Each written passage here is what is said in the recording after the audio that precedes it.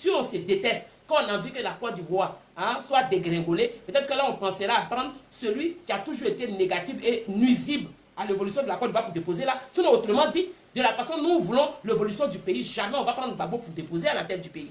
On va continuer à écouter, parce que c'est très intéressant. Il va dire à Alain Foka qu'il n'y a pas qu'à Jacques Chirac qu'il a remis l'argent, qu'il a aussi donné l'argent à des chefs d'État africains.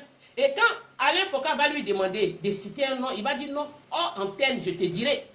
Donc ça veut dire qu'il y avait l'argent tellement dans le pays que Gbagbo distribuait ça. Il était devenu Douk Saga. Lui faisait la sagacité avec nos jetons, mais incapable de réaliser en Côte d'Ivoire. Les ordures ont rempli la Côte d'Ivoire. Abidjan, incapable, malgré qu'il y a eu un don de financement qui a été donné pour ramasser les ordures en Côte d'Ivoire. Abidjan, il ne l'a pas fait. Les ordures, c'est le président Ouattara qui est venu nettoyer. Anne, l'auto, Maman Bulldozer, le rôle était confié à Maman Bulldozer. Quand on l'a nommé Maman Bulldozer, c'était par rapport à tout ça. Donc ça veut dire que les salubrités au bon milieu de la capitale économique qui est Abidjan, parce que sachant que la capitale d'Abidjan maintenant c'est Yamoussoukro, la capitale économique, la capitale de la Côte d'Ivoire c'est Yamoussoukro et la capitale économique c'est Abidjan. En pleine capitale économique, les ordures étaient partout dans les rues avec des mouches. Donc des gens ont eu le temps d'avoir le paludisme, les gens ont eu le temps d'avoir des bactéries, les gens sont tombés malades, mais Gbagbo Laurent c'était pas son problème. Mais lui il s'était transformé à Douk Saga. Après les 2 milliards qu'il a donnés à Jacques Chirac, il a offert aussi des milliards à des chefs d'État africains. Et il trouve que c'est normal. On continue d'écouter. Pour la vérité de la justice. Oui, je l'ai dit là-dedans. Pour la vérité et la justice. Oui, oui. Vous en aviez parlé, effectivement. Oui, oui. Mais bon, vous savez, quand ça sort de la bouche de quelqu'un d'autre, oui, on se dit, bon, il n'a pas. À la page 49, oui, j'avais déjà dit ça. Mais Monsieur le Président, pourquoi vous donnez les 3 millions d'euros, c'est-à-dire les 2 milliards dont vous parlez? Parce que vous demandez. Mais vous ne donnez pas à tous ceux qui vous le demandent. Ah non, mais écoute, c'est Chirac. Il était si influent que cela. Il vous fait si peur que ça. C'est pas comme Sorodio. Ifre dit qu'il vous appelle. Oui. Il vous transmet le message de Nicolas Sarkozy qui nous dit d'abandonner. Oui. Et on vous promet beaucoup d'argent. Oui. Pour bien pour J transporte des valises comme c'était. Ah ben oui. Ah oui. Ah ben oui. Il traverse les frontières avec les 2 milliards. Waouh. La Côte d'Ivoire qui est aux élections. Et la Côte d'Ivoire, dans le livre que j'ai écrit en prison avec François Mattei. Pour la vérité de la justice. Oui, oui, je l'ai dit là-dedans. Pour la vérité et la justice. Oui, oui. Vous en aviez parlé, effectivement. Oui, oui. Mais bon, vous savez, quand ça sort de la bouche de quelqu'un d'autre, oui, on oui. se dit, bon, il n'a pas. À la page 49, oui, j'avais déjà dit ça. Mais Monsieur le Président, pourquoi vous donnez les 3 millions d'euros, c'est-à-dire les 2 milliards dont vous parlez? Parce que vous demandez. Mais vous ne donnez pas à tous ceux qui vous le demandent. Ah non, mais écoute, c'est Chirac. Lui, il donne l'argent parce qu'on lui demande. Alors, les questions, sachez que Alain Foka, mille de rien, c'est un vrai journaliste de renom. Et c'est un bon journaliste d'investigation. Il a posé des questions pièges à Gbagbo Laurent et il n'a vu que du feu. Il n'a rien compris à toutes ces questions de Foka. Foka l'a tellement mis à l'aise qu'il n'a rien compris. Il a dit des choses dignes de quelqu'un qui a été un chef d'État dans un pays. C'est-à-dire que quand on a écouté cette interview-là, on avait l'impression de parler au chef de classe d'une école, je peux dire, chef de classe d'un lycée de première ou de troisième. Tellement que Foka n'a pas eu à faire d'effort pour qu'il accouche. Il s'est mis à table. Et vraiment, c'est la partie qui fait honte. Parce que de savoir que la Côte d'Ivoire, qui n'est pas n'importe quel pays, et puis avoir ce genre de personnes qui ont été présidents, franchement, c'est... Limite, c'est quand même honteux, quoi. Franchement, c'est le cas de le dire. Parce que moi, quand j'écoute, même jusqu'au jour d'aujourd'hui, quand j'écoute ça, j'ai honte. Voilà. Donc, on écoute, hein, c'est quand même... Il était si influent que cela? Il vous faisait si peur que ça? C'est pas une question de peur. Mais c'est d'abord un étonnement de voir le chef d'État français me demander l'argent. Bon, pourtant, au tout début, il a dit que Robert Bourgi a dit que Sarkozy l'a appelé pour lui dire de quitter les choses, la présidence de Côte d'Ivoire, et qui lui avait proposé de l'argent. Alors, donc, un chef d'État te propose de l'argent pour que tu quittes le palais présidentiel. Mais toi, tu dis que tu as encore donné 2 milliards à un autre chef d'État français. Bon, il y a une incohérence quelque part. Donc, quand tu dis qu'ils t'ont donné l'argent pour que tu quittes le pouvoir, ça veut dire que la France avait de l'argent à craquer. Donc, tu ne peux pas encore aller donner 2 milliards à un président français. Toi qui n'as rien, à qui on donne l'argent pour que tu quittes un pouvoir. Mais il y a un paradoxe. Franchement, les mots, ce que Babo dit, je me demande si lui-même, après ses sorties, il prend le temps de s'écouter. Mais souvent, il faut te auto-critiquer. Il faut t'auto-critiquer pour voir quelles sont les actions et les choses. Moi, souvent, je m'écoute. Quand je finis mes directs, que c'est un peu relayé, je vais m'écouter. Il faut t'auto-critiquer, c'est important. Alors, tu nous dis ici qu'on t'a donné l'argent. Donc la France en avait tellement qu'elle te proposait pour que tu quittes le pouvoir. Et de l'autre côté, le paradoxe, c'est que toi, tu en as tellement que tu donnes à la France. Donc, moi, je sais, dans tout ce que tu as dit, la vraie version, c'est où tu as donné. C'est-à-dire que Sarkozy ne t'a jamais proposé ce que tu as dit là. C'est ce que ça signifie. Alors, la vraie version est celle-ci. On continue d'écouter. Moi, j'étais étonné. Stupéfait. J'étais stupéfait. J'étais ahuri. Regardez-moi ça. Ce n'est pas le seul chef d'État Tu es ahuri, mais tu qui donnes. m'a demandé l'argent. Ah bon? Mais comme un autre qui m'a demandé. On reprend. Vous saviez que Chine envoie Arrêtez des les mini pubs, là, parfums et gratuits pour YouTube. tester? Mais ça, je suis étonné que ça apparaisse comme quelque chose de nouveau aujourd'hui. Parce que depuis 2014, dans le livre que j'ai écrit en prison avec François Mattei, Pour la vérité de la justice. oui, Toi, tu es étonné que ça apparaisse, qu'on dise que tu as donné votre argent. Oui, oui. Vous en avez parlé, effectivement. Oui, oui. Mais bon, vous savez, quand ça sort de la bouche de quelqu'un d'autre, Oui, on se dit, oui. bon, il n'a fallu pas. À la page 49, oui, j'avais déjà dit ça. Mais Monsieur le Président, pourquoi vous donnez les 3 millions d'euros, c'est-à-dire les 2 milliards dont vous parlez? Parce que vous demandez. Mais vous ne donnez pas à tous ceux qui vous le demandent. Ah non, mais écoute, Lui donne ça à tous ceux qui Il est aussi demandent. influent que ça. C'est Douk Saga. Vous faisiez si peur que ça? c'est pas une question de peur. Mais c'est d'abord un étonnement de voir le chef d'État français me demander l'argent.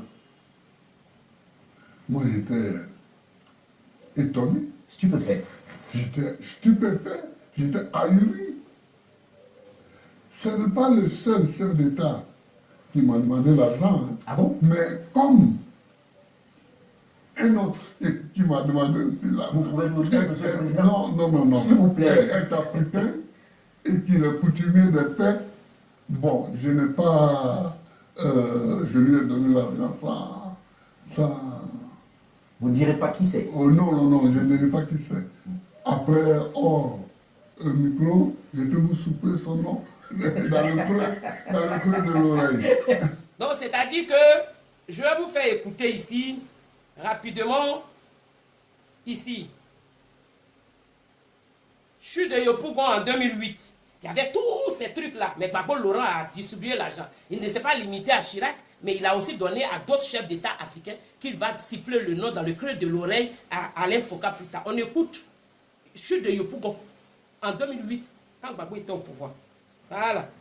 Accès difficile au CHU de Yopougon. Un véritable lac a vu le jour à environ 10 mètres du centre hospitalier universitaire.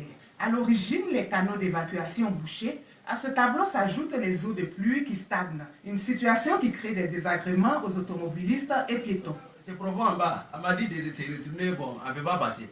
Moi, je vois tout près là. Je suis obligé d'aller me retourner, passer jusqu'à la Sasco, avant d'arriver en André tout près là. Tout juste à l'entrée d'un hôpital, et puis ce genre de trucs, il n'y a pas de route. Et s'il y a un malade grave, il faut contourner jusqu'à aller rentrer au CHU. Et surtout même les travailleurs, ils ont tous les problèmes pour rentrer à l'hôpital. À noter aussi le calvaire des malades qui doivent se rendre au CHU de Yopougon pour des soins. Ah, vraiment c'est grave. Pour le malade, il y a une femme l'autre côté, elle a évanoué. On est obligé de la transporter en tête. C'est pas normal. Et l'occasion fait le larron, des jeunes gens ont créé un passage, des briques pour faciliter la traversée. La trouvaille n'est pas gratuite et le métier semble nourrir son homme. Puis, de la venue là, il n'y a plus de passage, il n'y a pas de les grands tours. Après, on a mis les briques pour qu'il y ait plus de passer. Pour passer, c'est 625. Par jour, on peut avoir les 7000, souvent 8000, bon, souvent 5500. Ils ont mis des briques là pour faciliter le passage. Bon, on va demander une pièce, j'ai payé 50 francs. C'est une manière à eux de nous aider. Au lieu d'aller faire le grand tour, au lieu de passer dans l'eau, bon, ils mettent des briques pour nous faciliter le passage. Une solution de fortune, mais le problème mérite de trouver une solution durable. Ça existait dans le pays. Et il n'y a pas que ça. Je vous rappelle ici qu'il y a un CHU à Divo où il y avait coupure d'eau. Dans un CHU. Coupure d'eau. Donc vous imaginez dans un CHU. Bloc opératoire, salle d'accouchement, service de maladies infectieuses. Il y avait coupure d'eau. Ça, c'était sous Gbagbo. Mais il n'était pas gênant. Il ne comprenait pas qu'il fallait prendre cet argent, travailler, mais il l'offrait. Mais on va écouter le chute de Yopougon, c'est que le président Ouattara a fait quand lui il est arrivé au pouvoir. Ces images sont bel et bien celles du centre hospitalier et universitaire de Yopougon en réhabilitation depuis plusieurs années. Le personnel y est en place et des patients sont même reçus par l'équipe médicale. Le plan Nous sommes ici, au service des urgences, entièrement réhabilité et équipé en matériel de pointe. Si le CHU accueille déjà des patients, il est à noter que tous les services ne sont pas encore opérationnels. Progressivement, le personnel de là a été mis à notre disposition. Le personnel qui avait été redéployé est donc revenu pour cette ouverture progressive et partielle des services qui ont été donc distingués, à savoir le service de neurochirurgie, le service de la traumatologie, le service de la chirurgie infantile, c'est-à-dire la chirurgie des enfants, et enfin le service de la chirurgie digestive. Vous avez à côté de ça certains services qui fonctionnent tels que le laboratoire et le service de réanimation également qui est fonctionnel. Et à côté de cela aussi, à côté de ça, on a mis un grand bâtiment de tri qui peut recevoir environ 80 personnes s'il y a une catastrophe. Et c'est un bâtiment de tri comme on l'a dit, donc on va trier tous les malades qu'on peut sortir rapidement et ceux qu'on peut prendre en charge sur place, ils sont pris en charge sur place. Voilà ce qui a été prévu pour la CAN. Donc l'ouverture a été suscitée par rapport à la CAN. Donc depuis là, nous sommes... Oui, je sais. Et donc depuis là, nous sommes ouverts. Mais nous sommes ouverts timidement. Vous savez, quand on ouvre un hôpital, il y a toute une procédure. Donc nous sommes ouverts timidement et nous allons prendre notre envol, nous allons atteindre notre vitesse de croisière sous peu. Donc pour l'instant, le CHU de Yopougon fonctionne comme un trauma center. Je demande à la population que c'est un trauma center, c'est-à-dire c'est les traumatisés qui doivent venir par ici. Les accidents. Alors, vous avez... de la voie publique, vous avez attendu le CHU allait être disponible pendant la CAN. C'était la CAN qui venait de passer. Mais ça veut dire que du temps de Gbagbo, où il distribuait l'argent de la Côte d'Ivoire à Chirac, à d'autres chefs d'État africains, CHU, qui est Yopougon fièvre de Gbagbo, Yopougon qui sort toujours pour crier Gbagbo, là, le CHU, là, vous avez entendu dans quel état c'était et qui est venu mettre. Et ça encore, c'est petit. On va écouter ce que le Trip Guépa a fait ici à Gagnoa, l'hôpital général de Gagnoa. Rapidement. Identifiant des laboratoires dermatologiques de Village. 8000 microsphères et un peptide procollagène pour un double boost de La collagène. publicité, là, franchement, Effet immédiat. Âge absolu du Village, recommandé par les dermatologues. 2 salles d'opération. Voici. Dans cette rencontre, le chef de l'État a inauguré l'hôpital général de Gagnoa réalisé dans le cadre de la coopération entre la Chine et la Côte d'Ivoire. Coût de construction 7 milliards de francs CFA, dont 5 milliards de la Chine et 2 milliards décaissés par l'État ivoirien. Nos reporters sur place vous proposent les temps forts de la visite de cette structure sanitaire. Awa Touré.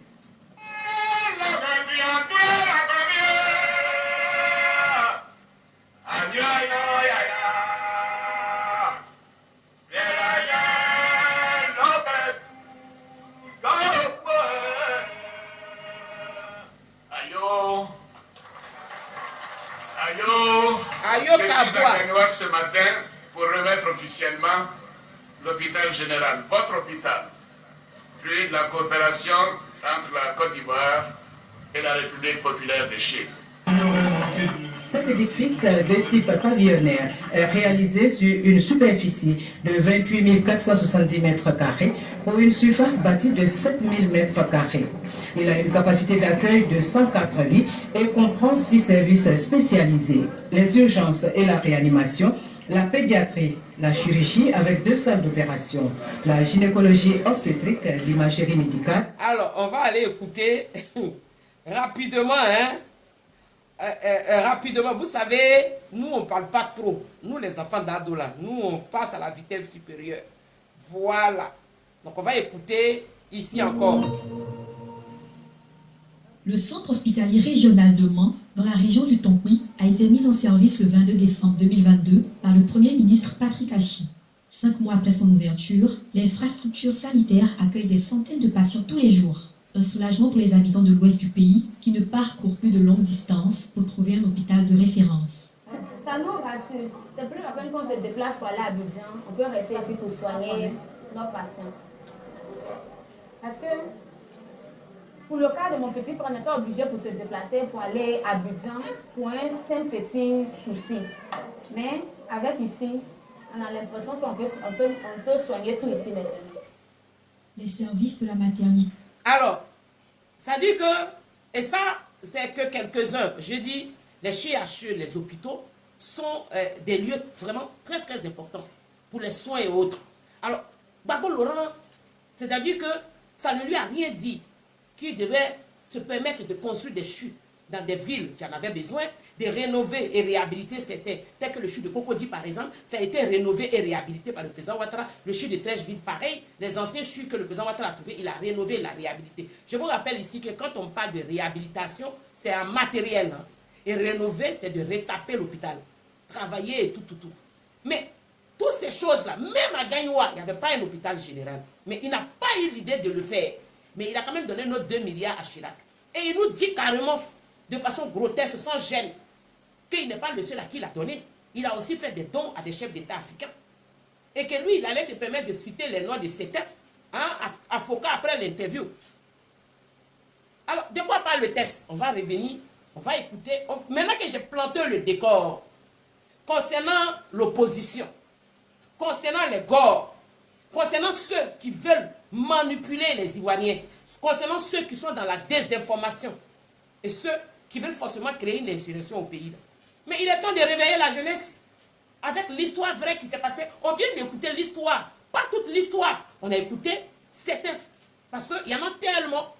Il faut le faire des jours sur des jours, un mois voire, pour jouer plein de vidéos. Parce que tous les jours que Dieu fait, on a des vagues.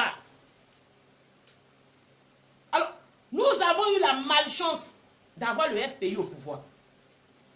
Et vous voulez que la malchance nous poursuive encore en 2025, qu'on dépose le FPI et soi-disant un front commun. Les gens même qui disent qu'ils sont en commun sans s'entendre. C'est eux là qu'on doit déposer au pouvoir. Alors, je vais m'adresser maintenant, je vais faire mon allocution et je vais vous faire écouter la promesse d'Ado et je vais vous lire les réalisations que Ado a fait. C'est-à-dire que le bilan d'Ado, depuis 2011 jusqu'en 2024, ces réalisations qu'il a fait là, je vais vous lire le bilan. C'est ce qu'on appelle un chef d'État. Mais avant, je vais faire d'abord mon allocution. Je vais parler, je vais bailler, comme on le dit dans nos jargons. On est un groupe de personnes spéciales en Côte d'Ivoire, appelées GOR. C'est pour ça que j'ai dit, les GOR ont une maladie incurable. Être GOR est synonyme d'une maladie incurable. Je le dis tout le temps et c'est une réalité. Voici des personnes qui étaient au pouvoir. Ils ont eu la chance de diriger la Côte d'Ivoire. Ils ont eu la chance d'être appelés président, ministre pour certains. Mais que ont-ils apporté justement aux Ivoiriens et à la Côte d'Ivoire? Parce que ça, c'est une réalité. Qu'est-ce qu'ils ont apporté au peuple ivoirien? Qu'est-ce qu'ils ont apporté au peuple ivoirien? Parce que quand un président tel que, un ex-président tel que Babo Laurent, qui se permet de s'asseoir en pleine interview et reconnaître que oui, mais en 2024, j'avais écrit, ou en 2000 ceci, j'avais écrit un livre, et dans ce livre, je ne comprends pas, c'est pas un fait nouveau pour que je me répète en naguant la population. C'est pas un fait nouveau pour que je puisse me répéter que j'ai donné 2 milliards à Chirac. Parce que tu crois que les Ivoiriens qui était déjà dans des difficultés financières, et que tu as pris l'argent pour aller donner ça gratuitement à Chirac, tu penses qu'ils vont aller acheter ton livre et découvrir dans ton livre que tu as offert 2 milliards à Chirac pendant qu'il y a des hôpitaux qui ne sont pas construits, qui n'étaient pas construits pendant qu'il y avait des difficultés dans le pays? Et tu penses que les Ivoiriens allaient acheter ton livre et apprendre dans le livre, quand ils vont lire le livre, ah, même s'ils achetaient le livre, ah, mais dis donc, mais c'est bien, Gbagbo a donné 2 milliards de francs CFA à Chirac, il a donné aussi des milliards à des chefs d'État africains. Oh non, on va l'acclamer, bravo Gbagbo, tu as bien fait. Parce que toi, tu penses que c'était la priorité des Ivoiriens, c'est ce qu'ils veulent entendre, parce que c'est important pour eux ce que toi, tu viens de dire. Parce qu'à toute sincérité, parce que tu penses que ça, c'est important. Et il ne se gêne pas de dire. Je suis un peu surpris pour qu'on me pose la question. Mais on te pose la question parce que celui-même qui te pose la question est dépassé. Il est déçu, il est choqué. C'est parce que tu ne l'as pas écouté bien quand il posait les questions. Parce que tu n'as pas regardé les gestes qu'il faisait. Le langage du corps, ça parle. Parce que tu n'as pas regardé tout ça. Et donc tu ne peux pas te rendre compte qu'il est choqué d'entendre celui qui s'est fait passer pour le panafricain qui combat la France donne 2 milliards à Chirac. Et on attend ces enfants sur les réseaux sociaux qui se plaignent. Oh oui, la Côte d'Ivoire est vendue. Le président Ouattara a vendu la Côte d'Ivoire à la France. Ah bon? Vous avez déjà vu le président Ouattara dans sa gouvernance là, en train de décorer la France, des ministres français ou l'armée française. Le président Ouattara a décoré des Français. Il décore les Ivoiriens tous les jours. Chevalier de l'ordre public. Alpha vient d'avoir le sien. Chevalier de l'ordre public, il décore les Ivoiriens qui ont travaillé, que ce soit dans la culture, que ce soit dans les fonctions publiques, que ce soit dans les artisans, il les décore, il les remercie. Pour une petite part de temps qu'ils ont apporté à l'évolution de la Côte d'Ivoire. Mais Gbagbo nous a décoré les Français. Il a renouvelé le contrat de la CIE. Gbagbo a renouvelé le contrat du port. Gbagbo, quand il faisait sa campagne, c'est Bolloré qui a couvert sa campagne. On n'a pas de personnes qui avaient des imprimantes en Côte d'Ivoire. Il n'y avait pas de sociétés pour couvrir sa campagne. Tout ce que Gbagbo a fait là, ça a été des gens de l'extérieur qui ont fait cette couverture. Mais nous, quand on fait ici des marches ou des sorties ici pour valoriser Adol, les t-shirts, ce n'est pas fabriqué en France. C'est fait à Côte d'Ivoire. Ce sont des Ivoiriens qui fabriquent ces t-shirts-là. Ça veut dire qu'il y a des personnes qui ont de l'emploi, qui sont dans l'imprimante et autres, ça à eux là on donne. Ils fabriquent les t-shirts et ça vient ici. Et nous on les a. Mais on n'a pas donné le contrat ici. Toi tu as donné presque tous les contrats.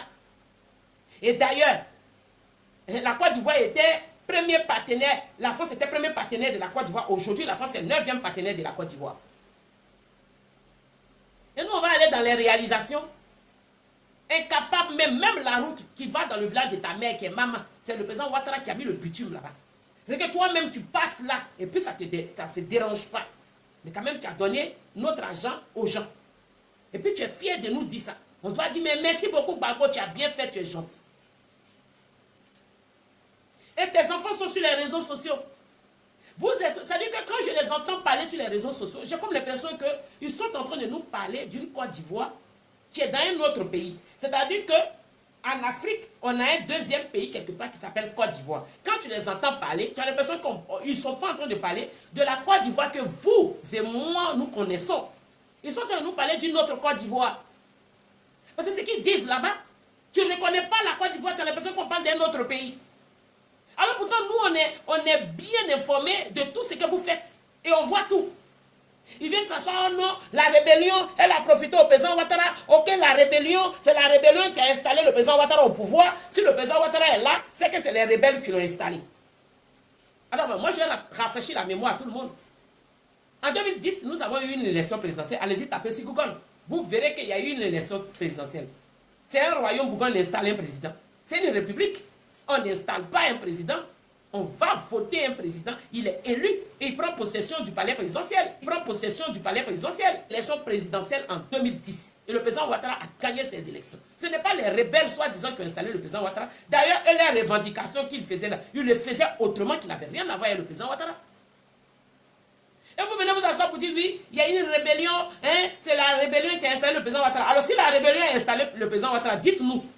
Comment se fait que Gbagbo s'est retrouvé aux élections avec celui que vous dites que la rébellion a installé? Vous pouvez nous expliquer ça? Donc, Gbagbo s'est retrouvé dans les urnes avec qui? Expliquez-nous, hein? Nous, on veut le savoir. Si vous trouvez que c'est les rebelles qui ont installé le président Ouattara, alors pourquoi Gbagbo s'est retrouvé dans les urnes avec le président Ouattara? Parce que ça, c'est ça que nous, on connaît. Hein? Dans les urnes, il y a des personnes qui ont été votées. Il y a bien eu un événement en 2010. Donc, Gbagbo s'est retrouvé avec qui dans les urnes? S'il vous plaît. Gbagbo s'est retrouvé avec qui dans les urnes? Il s'est retrouvé avec le président Ouattara.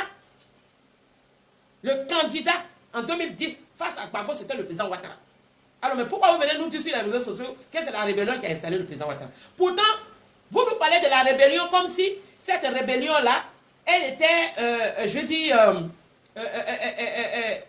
quelque part, elle était défaillante pour vous dans tous les sens. Mais non, alors que cette rébellion vous a profité à vous. C'est à vous que la rébellion a profité. Donc nous, on commence à se poser les questions. Si ce n'est même pas Gbagbo qui a collaboré pour qu'il y ait la rébellion. Parce que Gbagbo l'aurait été président. Il n'a pas mené les enquêtes sur la rébellion. Mais lui et puis ses enfants demandent à ce que ce soit le président Ouattara qui mène les enquêtes sur la rébellion. Mais ce n'était pas sous la gouvernance du président Ouattara qu'il y a eu la rébellion. Donc ce n'est pas au président Ouattara de mener les enquêtes sur cette rébellion-là. C'était à Gbagbo de le faire quand il était au pouvoir. Pourquoi ne l'a-t-il pas fait? Si c'était tellement dérangeant pour lui, s'il trouvait que c'était injuste et qu'il ne se reconnaissait ni de près ni de loin à cette rébellion, pourquoi Gbagbo Laurent n'a-t-il pas mené les enquêtes pour cette rébellion et fait enfermer tous ceux qui ont fait la rébellion? Parce que le président Ouattara, tous ceux qui veulent venir faire coup d'État, pendant qu'il est au pouvoir, ils sont arrêtés et ils sont incarcérés. On voit ça à longueur de journée. Alino Fassoua a voulu, il a été incarcéré. Il s'est suicidé là-bas. On a des personnes qui ont essayé, le colonel, le copain de Maïmouna, Lago Djoudjarani, hein, il est incarcéré. Il a eu 20 ans de prison. Soul, et là-bas encore. Ils sont des milliers et des milliers qui sont arrêtés et incarcérés parce qu'ils ont formaté à déstabiliser un pays.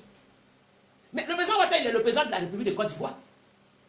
Donc tous ceux qui formatent à une déstabilisation sont arrêtés, incarcérés. Pourquoi Gbagbo Laurent, quand il était au pouvoir, si la rébellion, là, qui l'appelle rébellion, et puis vous nous saoulez sur les réseaux sociaux avec... Pourquoi votre Gbagbo n'a pas mené les enquêtes et arrêté les auteurs de la rébellion? Pourquoi ne l'a-t-il pas fait? Et mieux, on trouve Stéphane Kipré qui sort de la rébellion. Gbagbo lui déroule le tapis rouge puisqu'il va aller épouser sa fille. Et il va devenir le gendre de Gbagbo. Accès à la présidence. Stéphane Kipré est devenu multimilliardaire. Il a de l'argent. Mais Stéphane Kipré est sorti d'une rébellion. Alors si la rébellion était tant un problème pour vous, était un problème pour Gbagbo, était un problème pour vous, pourquoi vous avez laissé Stéphane Kipré épouser la fille de Gbagbo? Normalement, il ne devait pas épouser la fille de Gbagbo, puisque c'est un rebelle. Il est sorti de cette rébellion. Pourquoi est-ce que vous l'avez laissé être le gendre de Gbagbo? Les voici sur les réseaux sociaux, en train de dire tout et n'importe quoi. C'est-à-dire qu'ils nous sortent tout ce qu'il faut sortir, qui sort de leur imagination. Et ils veulent que nous, on collabore avec une idée qui sort de leur imagination. Mais si vous êtes péchés sur Jupiter, nous sommes sur Terre. Ceux auxquels vous pensez sur Jupiter, nous ne sommes pas dans l'obligation de vous écouter sur Terre parce qu'on n'a pas le même cerveau et nous n'avons pas la même vision, nous n'avons pas les mêmes façons de travailler. Gbagbo voulait être président de la République. Depuis les années 90, il a lutté. Il était dans tous les lieux où il y avait les marches. Il a fait des insurrections. Il criait au complot partout. Face à Houphouët-Boigny, oh, il y a un complot.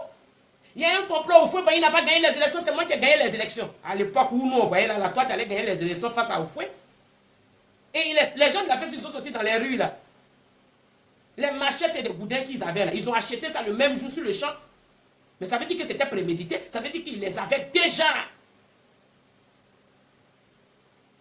Toute sa vie, il crie au complot. Il revendique toujours tout. Mais quand il a eu la chance de crier au complot face à Guy Robert, et la chance lui avait souri, et qu'il était devenu président de la République, pourquoi Gbagbo n'a pas agi en tant qu'un chef d'État? C'est-à-dire qu'agir en tant qu'un chef d'État, prendre soin de la population, sécuriser la Côte d'Ivoire et le peuple, et surtout travailler et investir dans le pays. Développer la Côte d'Ivoire. Peut-être que s'il avait travaillé et qu'il avait développé et qu'il avait fait tout ce que le président Ouattara fait aujourd'hui, peut-être que le président Ouattara n'allait pas être élu. Peut-être que c'est à lui que les Ivoiriens allaient demander de rester encore et encore parce qu'il avait travaillé. Mais si tu n'as rien foutu, mais c'est tout à fait normal que les gens ne te veulent pas. Si tu n'as rien foutu, c'est tout à fait normal que les gens ne te veulent pas. Ils vont venir s'asseoir. Ils nous ont parlé de la Cour des comptes. Mais la Cour des comptes, là, elle existait depuis au temps du fouet. Mais celui qui a rendu public la Cour des comptes s'appelle le président Ouattara. Personne ne connaissait la Cour des comptes, à part les politiciens eux-mêmes. Il n'y avait pas dans la population ivoirienne, nous autres, on ne connaissait pas. Ça a été rendu public par le gouvernement du RHDP. Parce que le gouvernement du RHDP s'arrange pour que la population soit informée d'où rentre l'argent, leur impôt, l'argent des Ivoiriens. Et qu'est-ce qu'ils font avec? C'est le gouvernement du RHDP qui a parlé de la Cour des comptes. Vous avez chargé ça ici. Vous avez venu nous parler du programme du PPTE. Mais le programme du PPTE, là, la Côte d'Ivoire était déjà en PPTE avant que le président Ouattara soit au pouvoir. Mais qui a permis à ce que le pays soit solvable? C'est Ado. Mais est-ce que Charles Dibine ne nous avait pas dit, depuis les années 1960 là-bas, 76, 79, jusqu'en les années 80, on va citer Oufou était là, l'économie de la Côte d'Ivoire avait basculé. D'ailleurs, Oufou fait appel au président Ouattara à quelle période? C'était pour venir faire quoi? Est-ce que c'était pour venir être ministre des Sports? C'était pour redresser l'économie de la Côte d'Ivoire. Vous savez qu'il y avait déjà un problème avec notre économie. Et ça a basculé de génération jusqu'à ce que ça arrive à Gbagbo, qui a été pire. Mais Charles Dibine nous dit qu'il a été croisé le président Ouattara au FMI. Il allait demander de l'aide. Charles Dibine, quand il parle, 2008, demandait de l'aide au président Ouattara. Mais 2008, qui était au pouvoir? C'est Gbagbo Laurent qui était au pouvoir. Est-ce que vous pensez que le ministre de l'économie va prendre l'initiative d'aller voir le président Ouattara au FMI sans que Gbagbo ne soit informé? Mais parce que là, ils avaient besoin de l'aide. Donc il a fallu, parce qu'il y avait un quota qu'ils n'ont pas réussi à remonter. Donc il fallait tout à coup redresser cela. Mais qui a permis de temporiser ça? C'est Ado. C'est Charles Dibine qui l'a dit dans une interview, enfin, à une conférence. Vous nous parlez de quoi? Mais le pays était là. Hein. Si la Côte d'Ivoire était tant une priorité pour vous, pourquoi vous n'avez pas fait ce qu'il fallait pour que nous nous retrouvons dans toutes ces réalisations que le Prado nous donne aujourd'hui? Pourquoi vous ne l'avez pas fait? Des gens qui se prennent d'amour pour la Côte d'Ivoire, quand ils ont besoin, ils sont toujours en train de crier au loup. C'est eux qui parlent toujours de complot. C'est eux qui parlent toujours de déstabiliser. C'est eux qui parlent toujours de troubles. C'est eux qui sont toujours mécontents. C'est-à-dire que tout ça sans avoir un programme à la tête. Il n'y a jamais un programme qui sort. Tous ceux qui entourent Gbagbo Laurent ont tous fait la prison. Ont tous une histoire avec un casier judiciaire. Ont tous, voilà, Sib Beko qui a Interpol à ses trousses. Ils ont tous un problème avec la justice. C'est-à-dire que lui, il a dépassé même la justice ivoirienne. Maintenant, c'est la justice internationale qui le pourchasse.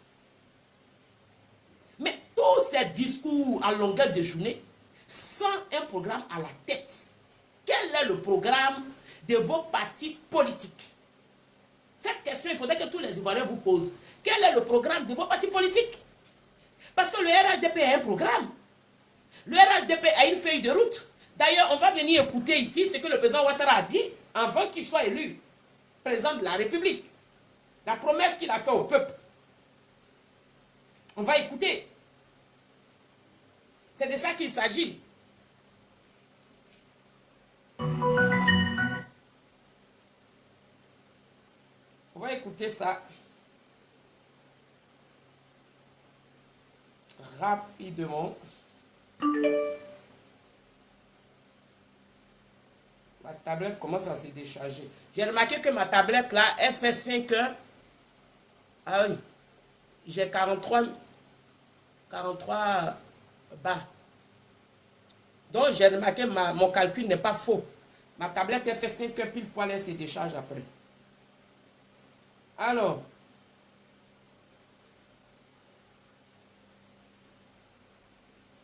on va venir écouter Ado ici qui nous dit ceci. Parce que parlons peu mais parlons bien.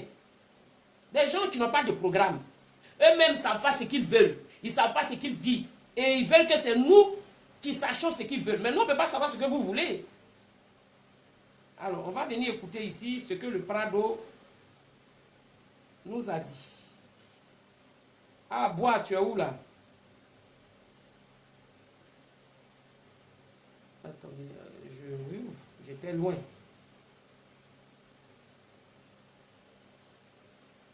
Ok.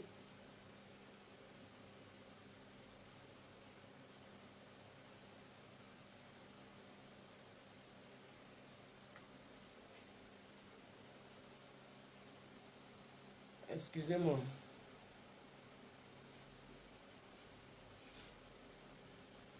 Voici ce que le président Ouattara nous a dit. Alors, où est-ce que j'ai mis ça?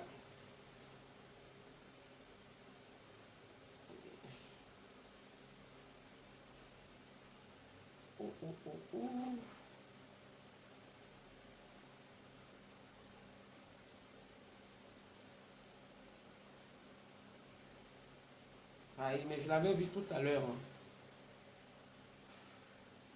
Attendez, je vais prendre rapidement mon autre téléphone et me faire transférer ça. Hein? Allez, on va transférer rapidement ça parce que là, j'ai plus trop le temps de chercher. Je pense qu'il doit être un peu loin. Ah, l'image d'Ado est éteinte. On va aller rapidement. Hein? Attendez.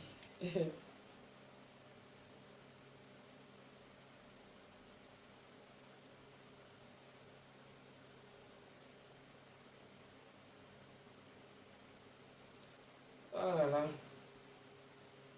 On va écouter rapidement ce que Bois nous dit. Et puis on va avancer.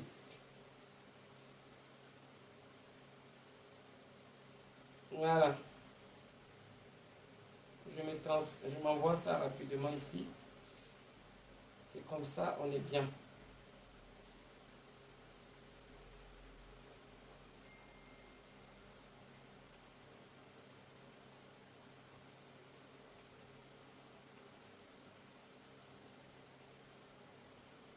Voilà.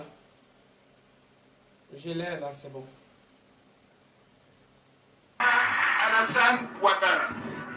Je m'engage à travailler sans relâche pour toute la jeunesse de Côte d'Ivoire. Je m'engage à tenir mes promesses, c'est-à-dire à mettre en œuvre les solutions que je viens de vous proposer. Croyez-moi, croyez-moi, croyez-moi, ce ne sont pas des paroles en l'air. Les actes pour Ado seront au rendez-vous dès que je deviendrai président de la République. Je vous demande en retour de vous rassembler autour des valeurs morales et républicaines fondamentales. Renouer avec ce qui a fait de la Côte d'Ivoire un grand pays, un beau pays, respecté et admiré, c'est-à-dire la paix et la fraternité, comme le proclame d'ailleurs notre hymne national. N'écoutez pas ceux qui vous divisent. Libérez-vous des préjugés stupides dans lesquels on veut vous faire vivre. Faites émerger un nouvel état d'esprit, orienté vers la tolérance, la complémentarité et la solidarité. Montrez l'exemple. L'exemple par votre ardeur au travail, votre rigueur, votre ponctualité. Ne vous découragez pas. Persévérez. Car, comme le disait le père de la nation, le président Félix Houphouët-Boigny, découragement n'est pas ivoirien. Je vous demande d'aider les plus faibles et les plus influençables d'entre vous, notamment celles et ceux qui se mettent en marge de la société. Il ne faut pas les exclure.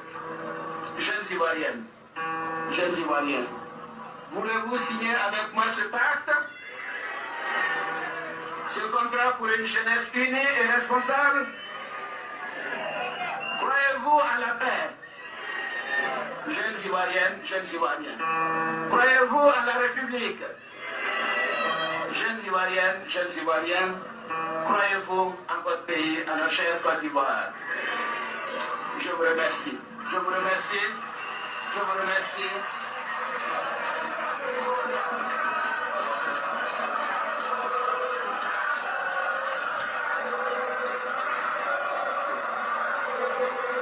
Vous êtes mes porte-parole annoncés partout, partout, que nous préparons une Côte d'Ivoire nouvelle, que nous préparons une Côte d'Ivoire meilleure pour l'avenir des jeunes, Une Côte d'Ivoire qui donne à chacun la possibilité de se réaliser.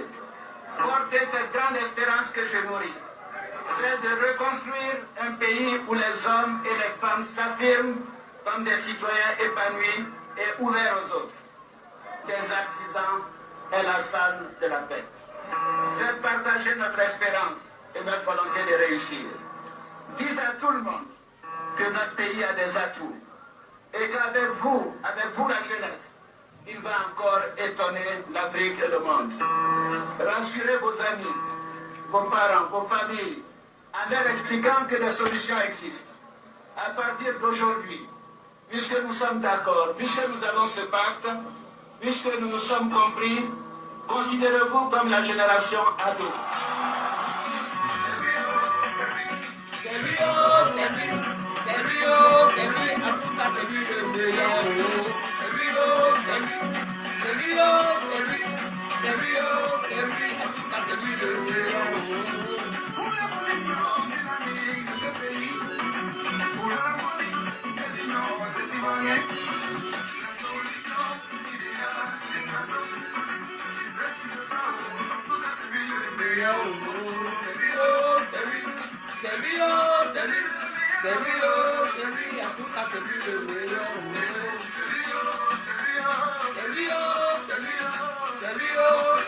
En tout cas c'est lui le meilleur.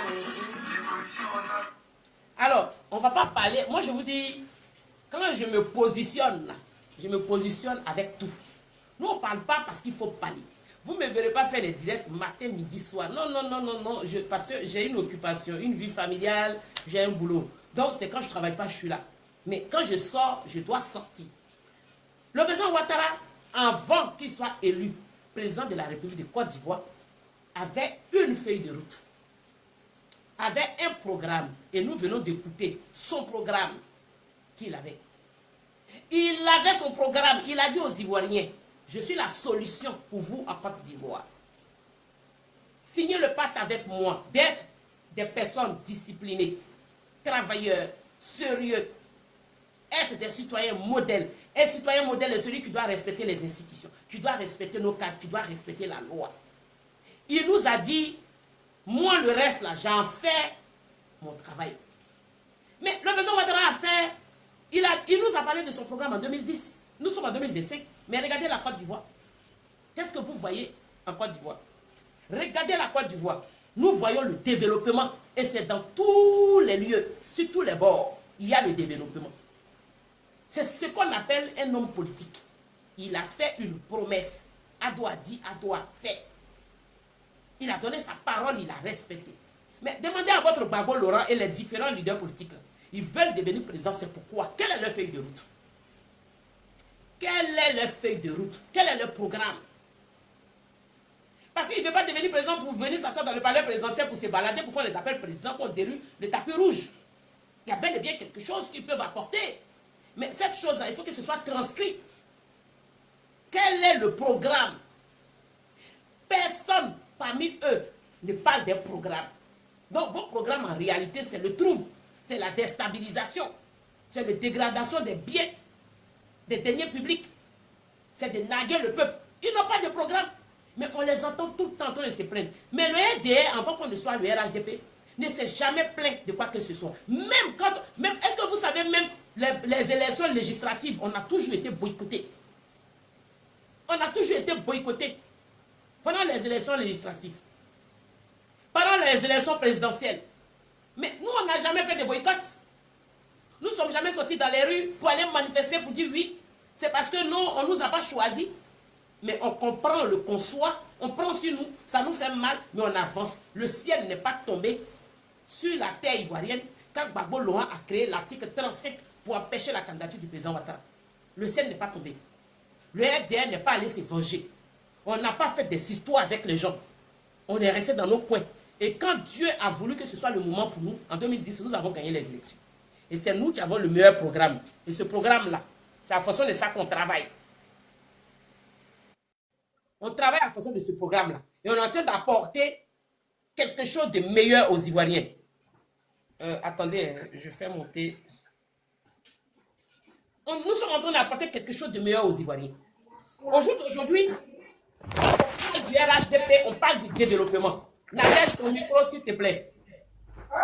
Même ça aussi à monter. Quand on parle du développement à Côte d'Ivoire, on cite le RHDP. Je le dis, le président Ouattara est un état d'esprit. Ouais. Nadège ton micro. Voilà, merci. Le président Ouattara est un état d'esprit. Que vous le voulez ou pas, il est un état d'esprit. Il ne sortira jamais du cerveau de vos enfants. Parce que dans toutes les régions, tous les villages, toutes les villes que le président Ouattara a déposé ses empreintes, les villageois et les enfants de ce village et les enfants de ces villes, quand ils parleront un jour du développement, Russell, bonsoir. Quand ils parleront du développement, un jour, ils citeront le nom d'Ado. Ils diront qu'on n'avait pas l'électricité pendant 30 ans. C'est sous la gouvernance du président Ouattara que mon village a été électrifié. C'est sous la présence du président Ouattara que j'ai eu le bitume dans ma ville. C'est sous la gouvernance du président Ouattara qu'il y a un hôpital dans ma ville, un CHE. C'est sous la gouvernance du président Ouattara qu'il y a une école à proximité. C'est sous la gouvernance du président Ouattara qu'il y a une université dans ma ville. Donc le président Ouattara est devenu un état d'esprit. Et il demeure un état d'esprit. Pour avoir cette place-là, il faut travailler. Il n'y a que le travail qui valorise. À d'autres travail. Et c'est son travail qui le valorise. Il a montré ses priorités, non seulement aux Ivoiriens et aux autres pays aux alentours. Il a montré qu'il était capable de développer dans un pays qui est sorti de 10 ans de guerre, où tout était en ruine, la retaper, redorer son image, la mettre en avant. Il a démontré par A plus B qu'il a ces capacités-là, de faire en sorte que la paix règne entre ses enfants. Il a cette capacité de nous rassembler et il a cette capacité de sécuriser et de veiller sur les Ivoiriens. Mais vous avez eu les capacités de veiller sur les Ivoiriens et de veiller sur la Côte d'Ivoire. Puisqu'au temps de Gbagbo Laurent, il y a eu une rébellion. Il a été incapable de gérer. Il a été incapable d'apporter tout ce qu'il faut. Nous ne sommes pas en train de parler d'une histoire de lui, c'est qui le plus beau et qui a eu tort, qui est ce parti politique. Nous parlons du développement de la Côte d'Ivoire. Nous parlons du devenir de la Côte d'Ivoire. Et chaque Ivoirien en Côte d'Ivoire, vous avez demandé leur avis. Les gens aujourd'hui qui se déplacent facilement parce qu'il y a le bitume partout, des personnes qui arrivent à s'en sortir, et vous venez nous parler d'argent. Oh, il n'y a pas d'argent ici, mais Gbagbo Laurent, il n'y avait pas d'argent, il a donné 2 milliards à Chirac, il a offert d'autres milliards à d'autres pays, des chefs d'État d'autres pays. Pourquoi il n'a pas distribué ça aux Ivoiriens? Les Ivoiriens n'avaient pas besoin de ça. Quelles sont les réalisations de Gbagbo dans la Côte d'Ivoire? Dites-nous. Quelles sont les réalisations? Quel chantier il a entrepris pour dire qu'il y a un chantier d'une réalisation qu'il avait entrepris et il n'a pas eu le temps de terminer? Quel est ce chantier? Pourtant, il est resté quand même 10 ans au pouvoir. Et pendant ces 10 ans, il avait le temps de voyager, il avait le temps d'aller danser à la rue Princesse, il avait le temps de construire des monuments. Tous les carrefours d'Abidjan, il y avait des monuments. Il avait le temps de verser les stations un peu partout. Donc ne venez pas nous dire que Gbagbo a eu l'incapacité, enfin, il a eu l'incapacité, c'est qu'on l'avait empêché de travailler. Je le dis et je répète, la vision, le développement du moins, le développement d'un pays dépend de la vision de son chef d'État. Quand vous avez un chef d'État qui a une vision d'un certain développement, ben il travaille. Le développement d'un pays dépend de la vision de son chef d'État. La vision du président Ouattara, c'était de réaliser pour les Ivoiriens. La vision de Gbagbo, c'était de distribuer notre argent aux gens de l'extérieur et de nous tuer. C'était ça sa vision. Il n'avait pas de vision de faire de la Côte d'Ivoire, la belle Côte d'Ivoire que nous voyons aujourd'hui.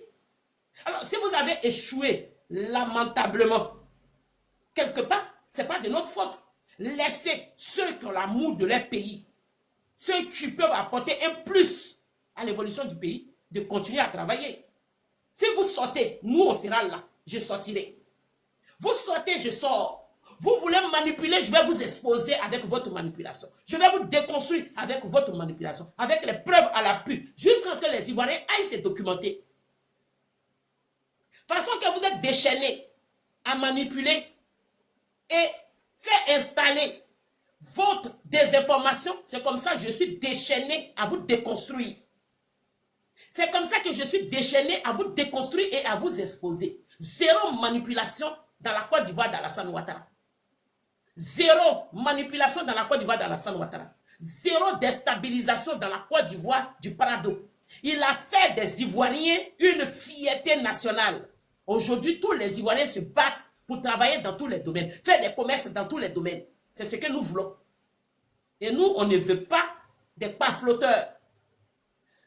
Alors, je vais donner la parole parce que j'ai mes deux sœurs qui sont montées.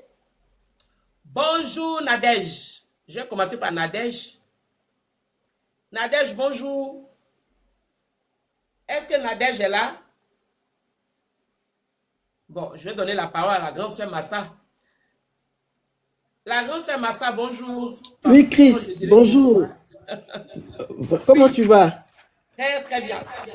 Vraiment, merci pour tout ce déroulé que tu as fait depuis quelques heures.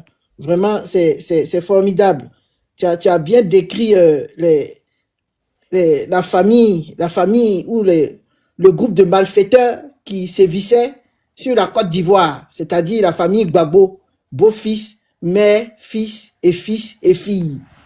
Voilà, quand j'ai dit fils et fils, il y a Blé Goudé, il y a Soro, il y a Kipré, et les filles, on les connaît. Donc, la mère aussi, on la connaît. Et puis la sous-femme aussi, on la connaît. Voilà. Merci vraiment, tu as fait un beau portrait de cette famille-là, qui ne veut pas se faire oublier, qui veut encore exister.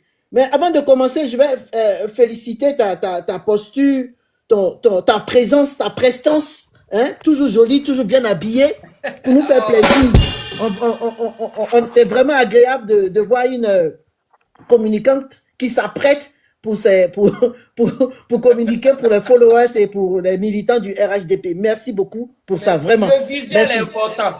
Ah oui, là, le visuel est très important. Mais écoute, qu'est-ce que tu n'as pas dit sur cette famille Gbagbo? J'ai essayé de prendre des notes, mais il y en a tellement de choses à dire. Bon, dans la famille Gbagbo, j'appelle le père. Le père Gbagbo nous dit que lui, il n'a pas, le combat de Patrice Lumumba n'est pas fini. Mais tu n'as jamais commencé. Vraiment, Patrice Lumumba, il était dans quel combat? Si Patrice Lumumba était dans un combat, qu'est-ce que toi, pour être, comment on appelle, exilé, c'est la France que tu choisis. C'est pas l'Occident que tu aurais dû choisir. Tu aurais dû aller au Congo. En 1982. Tu aurais dû aller au Congo puisque c'est le combat de Patrice Lumumba que tu prétends faire. Alors, donc ce monsieur, il faut faire attention, il faut qu'on dise à nos militants, ils n'ont qu'à faire attention à nos politiciens. Ce n'est pas des politiciens qu'on a en fait. Vous-même, vous voyez qu'ils ne veulent pas respecter la loi et la constitution. Dans les pays occidentaux, quand on fait du faux et du faux, pour certains politiciens qui ont été écartés, eh bien, on disparaît complètement de la scène politique. C'est-à-dire qu'on va faire le travail qu'on a appris quand on a fini ses études. Mais apparemment, nous, nos politiciens, plus ils volent, plus ils sont malfaiteurs, plus ils sont malfaisants, plus ils nous montrent qu'ils sont là. Et on doit les accepter. C'est-à-dire qu'ils sont là, ils n'ont rien fait pour nous, ils ont volé l'argent, ils n'ont pas fait de justice, ils ont détourné des milliards et des milliards qu'ils ont envoyés dans les pays africains ou occidentaux, mais on ne doit pas tourner la page. C'est-à-dire qu'eux, ils sont là, il faut qu'ils nous fassent du mal. Parce que eux, ce n'est pas pour venir faire du bien, c'est pour venir vider les caisses. Puisque le docteur Alassane Dramane Ouattara a rempli les caisses, il faut qu'ils viennent vider. C'est tout leur projet, c'est tout leur programme. Et pour cela, puisqu'on leur a tout arraché, les armes qu'il fallait, que ce soit finance ou quoi que ce soit, pour cela, il faut qu'ils brûlent le pays. Voilà leur projet. Donc, dites-nous si on peut encore faire confiance à cette classe politique-là. Alors, dans la famille Gbagbo, appelez-moi la mère Simone. La mère Simone nous a dit, elle nous a dit, dans une de ses dernières prises de parole, interview, je crois, accordée à France 24, elle a demandé qui a amené la rébellion en Côte d'Ivoire. Et qu'on ne pouvait pas dire que le pouvoir de M. Ouattara n'était pas à critiquer. Il y a des choses à dire. Donc, qui a amené la rébellion en Côte d'Ivoire? Et que c'est bizarre que depuis que ce pouvoir est en place, il n'y a pas d'attaque, il n'y a rien. Si, Madame Simone, il y a eu des attaques. Maintenant, pour répondre à votre question, qui a amené la rébellion en Côte d'Ivoire? Chris l'a bien signifié, mais vous aviez votre beau-fils aussi dans la rébellion. N'oubliez pas, vous avez accordé la main de votre fille à un rebelle qui s'appelle Stéphane Kipré. Il était rebelle. Mais cet amour-là, c'était quoi? C'était comme a dit Chris, peut-être qu'elle n'est pas allée jusqu'au bout. Vous avez scellé une alliance, puisque Kipré, vous l'avez envoyé auprès des rebelles. Voilà, vous l'avez envoyé auprès des rebelles pour aller, comment on appelle, infiltrer la rébellion. Donc, il est revenu avec la fortune. C'est avec cette fortune-là qu'il a doté votre fille. C'est ça le pacte que vous avez scellé avec Kiprépi, Soro Guillaume. N'oubliez pas ça, madame. Votre mari, là, il était bien d'accord avec les rebelles. Certains rebelles que lui-même, il a fait infiltrer. Notamment son fils et son beau-fils. Enfin, on ne sait pas. Un coup, c'est son fils, c'est son beau-fils. Bon, c'est une famille, vous voyez. Bon. Donc, madame Simone, donc cette rébellion-là, c'est vous aussi. Vous êtes comptable de cette rébellion. Ne soyez pas étonnés. Si le flou ne savait pas d'où vient la rébellion, elle vient de votre famille. La rébellion est née dans votre famille. Puisque votre mari a signé un pacte avec l'ancien président du Burkina Faso, Blaise Compaoré, à qui il devait 20 millions par mois. Il n'a pas remboursé. Donc la rébellion vient de votre famille. N'allez pas chercher loin. Arrêtez de nous falsifier l'histoire. Chris, tu fais bien de revenir sur cette histoire-là. Parce qu'ils sont sur leur panel en train de mentir, se mentir et puis entretenir ce mensonge-là entre eux. Non, la rébellion vient de la famille Gbagbo. Voilà. Ça ne vient pas du Nord. C'est la famille Gbagbo qui a entretenu la rébellion. C'est la famille Gbagbo qui a vu le dos du nageur et qui a laissé passer les nageurs. Donc, qui est responsable de la rébellion? C'est eux, puisqu'ils savaient que c'était les membres de la rébellion leur appartenaient. Ils les ont regardés passer dans l'eau avec le maillot de bain et ils sont rentrés. C'est vous, madame Gbagbo, qui êtes venue avec la rébellion. Alors, dans la famille Gbagbo, appelez-moi le fils d'Égou Blé. Le fils d'Égou Blé. Le fils d'Égou Blé a fait aussi... Il a fait... Il a fait une interview ou un débat, je ne sais pas, sur l'ITV, j'ai vu. Il dit qu'il a fait son meeting. Il nous raconte ça, que lui, il a récolté plus de 12 millions de CFA. Ok. Mais que, voilà un candidat, un monsieur qui n'est pas candidat, hein, qui est condamné, mais qui fait un meeting et qui récolte 12 millions de CFA. Toujours dans ce même pays-là. Regardez bien le portrait de nos politiciens. Je te dis, hein. D'où sort l'argent? Regardez bien. Il vous escroque.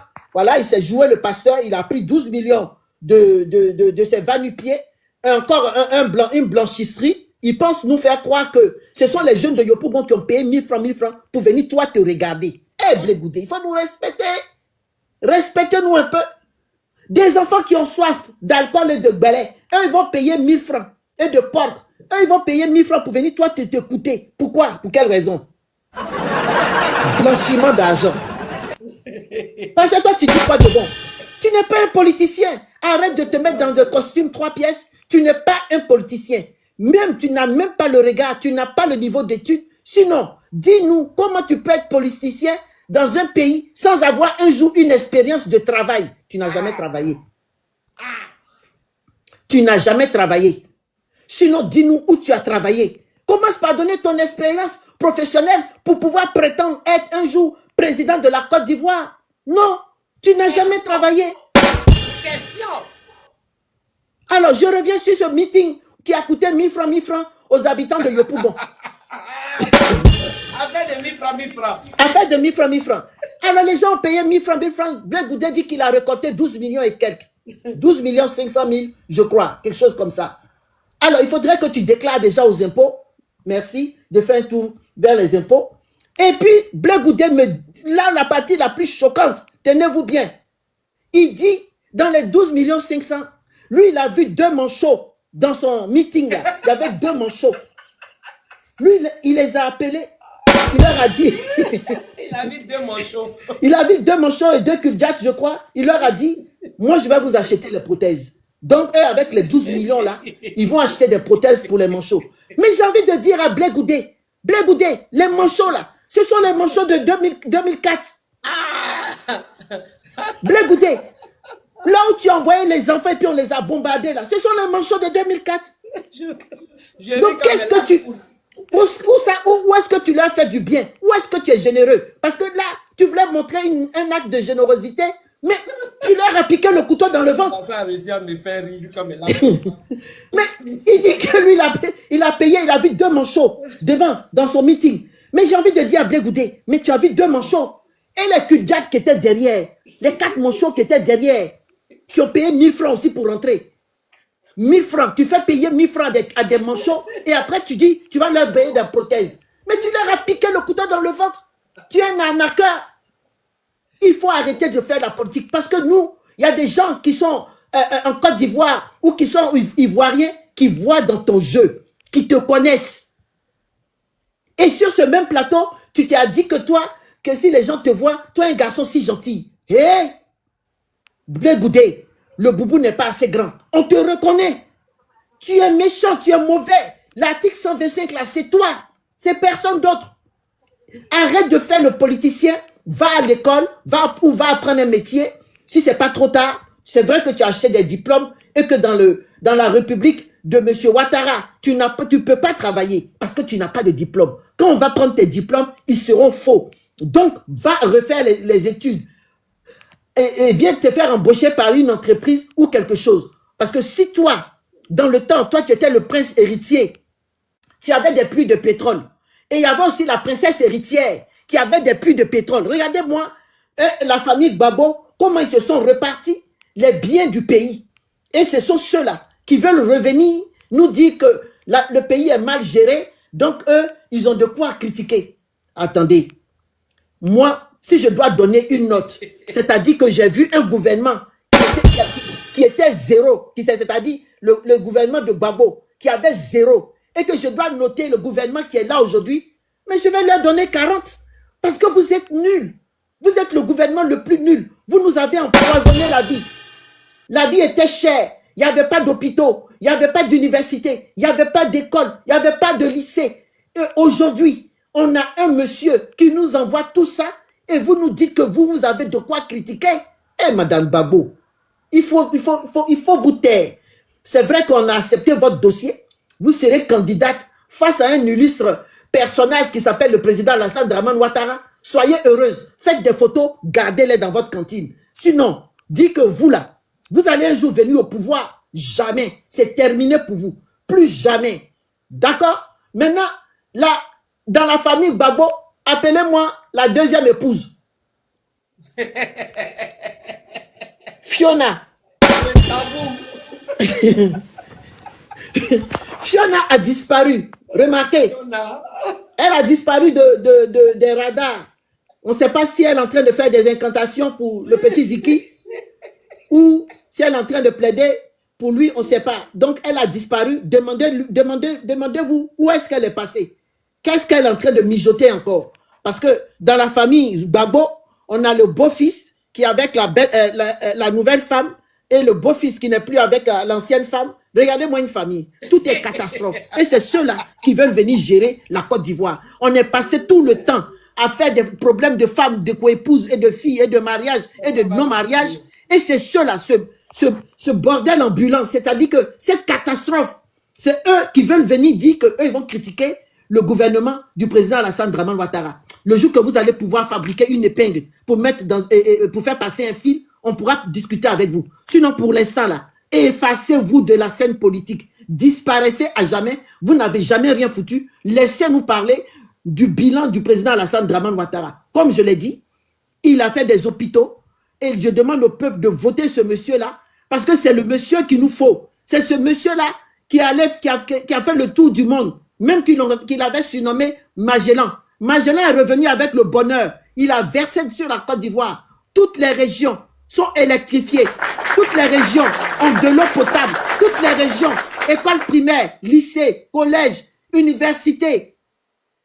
Qu'est-ce que nous demandons? Ah, nous allons demander seulement au président de rempiler encore pour un deuxième mandat de la Troisième République et de nous envahir de bonheur, de nous projeter le bonheur à 1000 lieues, que la Côte d'Ivoire même brille et que les Gbagbo disparaissent. Ils soient même une petite famille que plus personne ne va parler d'eux. Et c'est ce qui va se passer à l'entame de, comment on appelle, de ces élections-là, 2025. On ne va plus parler de la famille Gbagbo. Vous allez disparaître avec vos sbires et puis vos saletés, les mouches, les déchets toxiques, vous-même toxiques. Allez-y voir ailleurs. On ne veut plus vous voir. Merci,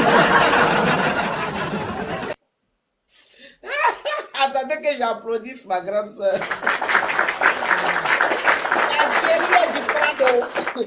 Ah, Massa, en tout cas ton nom là, on t'a pas donné ça au hasard. Massa, tu es vraiment Massa. Allez, encore applaudissez-moi pour ma grande soeur. a tout dit. Et c'est la vérité. C'est la vérité. C'est-à-dire que des personnes sont là à chaque fois, ils font des sorties sur les réseaux sociaux.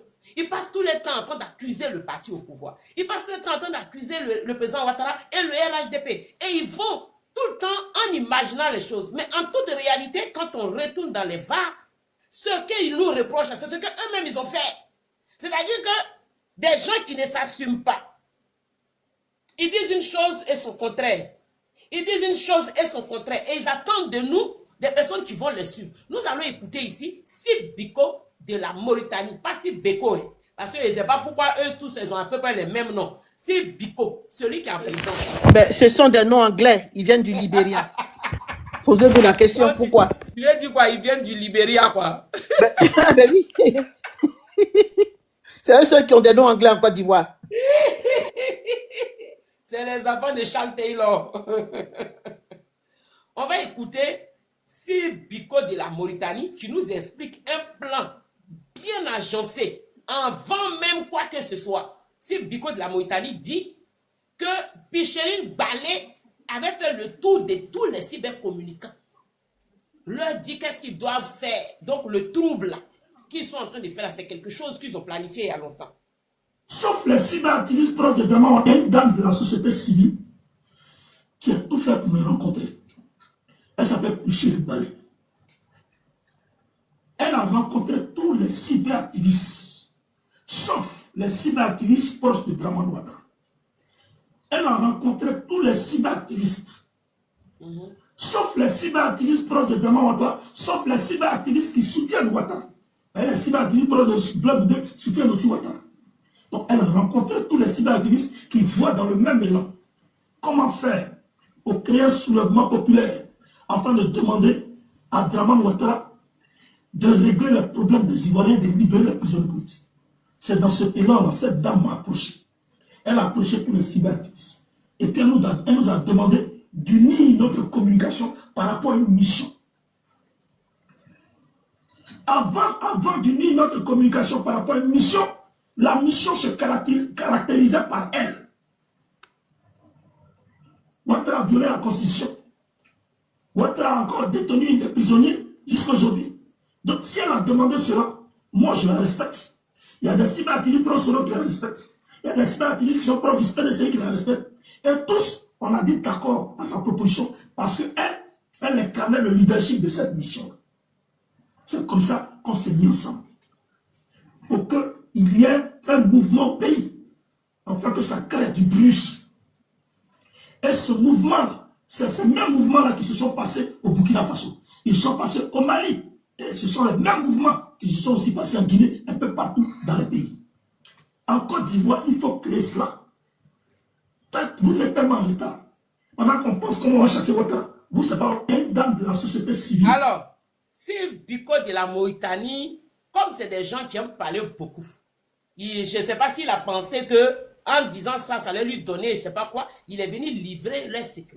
Il a été très clair. Donc, c'est pour ça que depuis le début, j'ai presque cité les dits de Sib Biko ici, c'est la vidéo que je cherchais. Parce que je ne savais pas dans mes contenus là où j'avais déposé. Alors, donc, je trouvais la vidéo. Sib Biko de la Mauritanie a été clair. C'est-à-dire que ce qu'ils sont en train de faire actuellement, ce sont des choses qu'ils ont planifiées depuis.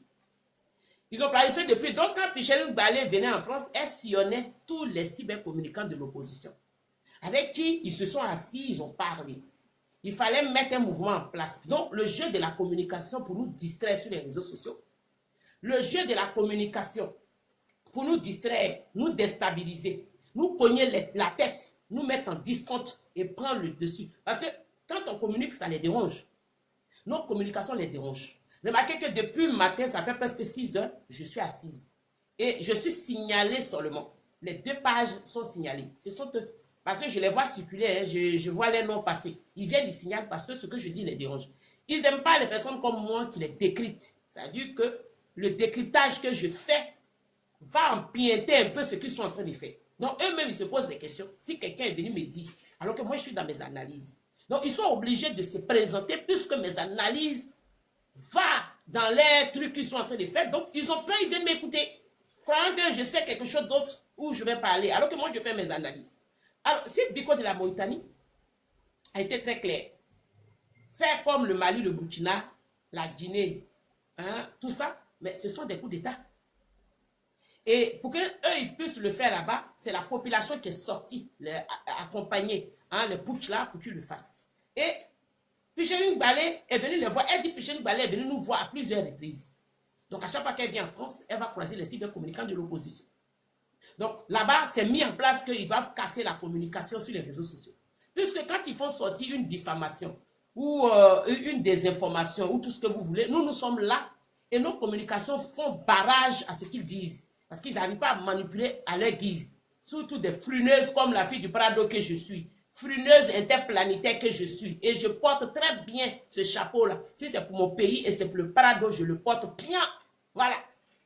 Et donc, ça les dérange. Donc, il faut nous stopper sur les réseaux sociaux. Parce que, je le dis, nous avons le brassard de la communication sur les réseaux sociaux. Que ce soit sur TikTok, sur YouTube et sur Facebook, nous avons le brassard. Et eux, ils n'arrivent pas à s'initier parce que eux, ils ont besoin de quelque chose que nous avons. Donc, il faut manipuler les gens autour de nous pour que toutes ces personnes manipulées là puissent les suivre. Pour que eux, en retour, ils puissent maintenant établir les choses ou mettre en application ce qu'ils ont envie de faire pour mieux atteindre la cible. Et c'est ce qu'ils sont en train de faire. Donc, vu qu'ils trouvent des cybercommunicants qui sont virulents, les cybercommunicants qui sont au taquet, donc il faut juste les briser. Et pour les briser, il faut passer par plusieurs moyens. S'ils essayent de lier de l'amitié pour mieux te cerner, te démystifier, hein, et c'est lié d'amitié avec toi qu'ils n'arrivent pas, tu deviens une cible qu'il faut abattre, il faut signaler. Et je vous dis, il faut signaler les comptes. Ça veut dire que quand ils montent sur les panels, c'est pour signaler, parce qu'eux, ils ont mis un événement en place juste pour signaler les comptes. On a des personnes qui ont perdu des comptes comme ça. Et quand moi je parlais de ça ici déjà l'année dernière, personne ne m'écoutait. Mais on a des personnes qui ont perdu des comptes, qui n'ont pas pu récupérer ces comptes-là. Mais parce que ce sont eux qui le font, parce que c'est ce qu'ils ont mis en place. Parce qu'eux, ils veulent atteindre un objectif. Donc ceux qui peuvent les barrer sur les réseaux sociaux, qui peuvent les empêcher, c'est nous. Ce n'est pas nos autorités, c'est nous qui les empêchons sur les réseaux sociaux. Donc nous sommes actifs, nous arrivons à démanteler et à les déconstruire, à les exposer à l'œil nu. Et ça ne leur plaît pas. Donc, il faut trouver la stratégie même de quoi que ce soit. Mais ce que Sid Biko de la Mauritanie a dit, là, ils ne se sont pas arrêtés à ça et ça continue de planifier. Il faut savoir que, à part Afin Guessan, qui a fait sa sortie récente, où il dit qu'il va porter plainte. Ah bon, Afin Guessan, Tata Afiba, toi pour toi, là, on connaît. Toi, c'est la mangécratie. Donc, on n'a pas le temps. Donc, Tata Afiba dit qu'elle va porter plainte. Bon, enfin, Tonton Afiba, voilà, excusez-moi, hein, ma bouche a glissé. C'est le déguisement qu'il a fait là qui fait que parfois, il ne sait pas s'il doit dire tonton ou bien tata, ça me mélange un petit peu. Bon, Tonton Afiba dit qu'il va porter plainte. À part Tonton Afiba là, le reste là, ils sont quelque part en catimini. Qu'est-ce qu'ils sont en train de comporter? On ne les entend pas, ils sont dans les coins. Sûrement, ils sont en train de manipuler les choses. Et n'oublions pas qu'Afin Guessan est venu tout récemment en France. Quand il est arrivé là, il a reçu les enfants de Soro. Les cybercommunicants de Soro à l'hôtel. On a vu à la tête, sous le de Paris, qui était assis là-bas, caillardement, sous le de Cancan. Alors, qu'est-ce que ça présaille? Mais ça présaille beaucoup de choses. Donc, moi, je vais donner la parole à la grande sœur Massa, rapidement. Le temps de... tu fais bien de parler de Tata Afiba. Elle a fait quoi? J'ai pas compris. Elle était en France ici cette année. Elle avait rencontré... il avait rencontré... Il ne faut pas ça l'appeler.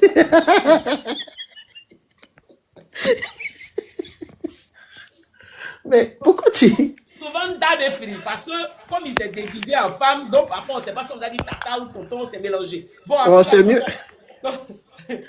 C'est mieux de l'appeler tata, c'est mieux. Tonton Afiba était en Pour ceux qui l'apportent à la politique ivoirienne, c'est mieux de l'appeler tata, je crois. Mais il était pendant les vacances là, ici, je crois au mois de juin, non? Juin ou mai, là. Il était ici en France, où il allait rencontrer les cybercommunicants de l'opposition. Tu n'avais pas vu ça? Si. Mais l'opposition et sa manipulation, il n'arrête pas de manipuler les Ivoiriens par rapport à tout ce qui s'est passé, les va-et-vient des organisations comme l'ONU qui vont, ils les déplacent. Je ne sais pas si c'est eux qui les déplacent, mais en tout cas, eux, ils sont toujours contents. C'est-à-dire que l'ONU, pour eux, l'ONU va venir dégager le président de la République. Regardez-moi des politiciens, des intellectuels, hein, parce que c'est eux qui mettent ça dans la bouche de leurs communicants. Dites ça, et les communicants, ils répètent. Attends la grande sœur Massa, je vais prendre rapidement cette personne. Ok, il n'y a pas de souci. Alexandre, bonjour.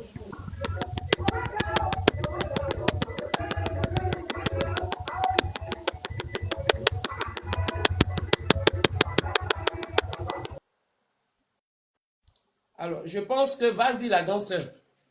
Je pense que lui, il est monté pour me signaler. Alors, vas-y ma grande sœur. Oui, la dernière manipulation et la dernière propagande, c'était de dire que l'ONU vient pour demander à Ouattara de mettre le nom, d'inscrire le nom de Gbagbo. Mais sincèrement, quel est cet élève qu'on doit toujours inscrire son nom quelque part?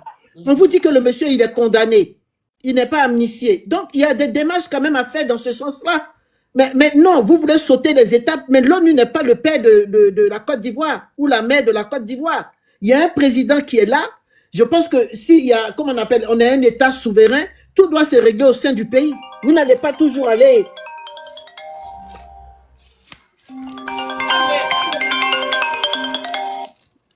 Tu as monté le duc Jacques Anderson, je t'ai donné la parole. Maintenant, on signale tellement les comptes et c'est la première fois que tu montes chez moi. Tu n'as pas pris la parole. Qu'est-ce que tu veux que je dise? Je vais te faire remonter. Hein. Oui, fais-le monter. Fais-le remonter. J'ai eu un appel, excusez-moi.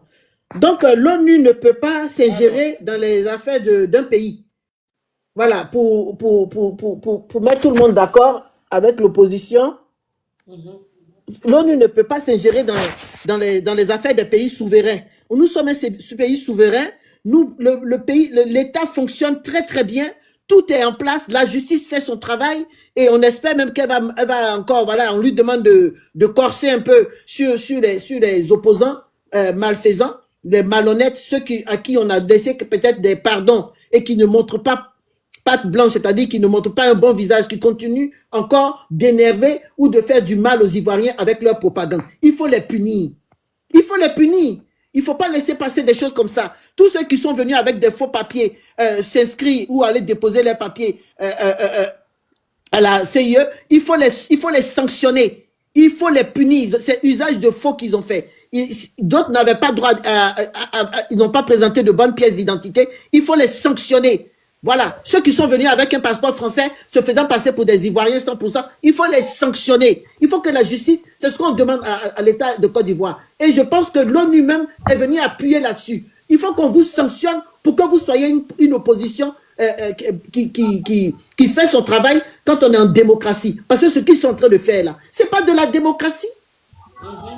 Ils nous chantent nuit et jour la démocratie, mais ce ne sont pas des démocrates. Parce que dès lors, en démocratie, qu'on te prend la main dans le sac, tu dois disparaître. C'est fini. Ta carrière est foutue. Mais nous, ils se prennent pour des opposants dont la Côte d'Ivoire ne peut pas tellement se passer et que c'est eux ou rien. Mais si, après vous, il y a des opposants, après vous, il y a des gens, il y a des personnes, il y a des gens qui naissent tous les jours, qui peuvent être des opposants. Vous n'êtes pas les super opposants. Vous n'êtes pas les plus aguerris en politique. Donc, ne venez pas nous faire croire que sans vous, là, la politique, monsieur le président Alassane Dramane Ouattara ne peut pas faire son travail. Nous-mêmes, ce que nous souhaitons, là, nous, les RHDP, là, parti unique.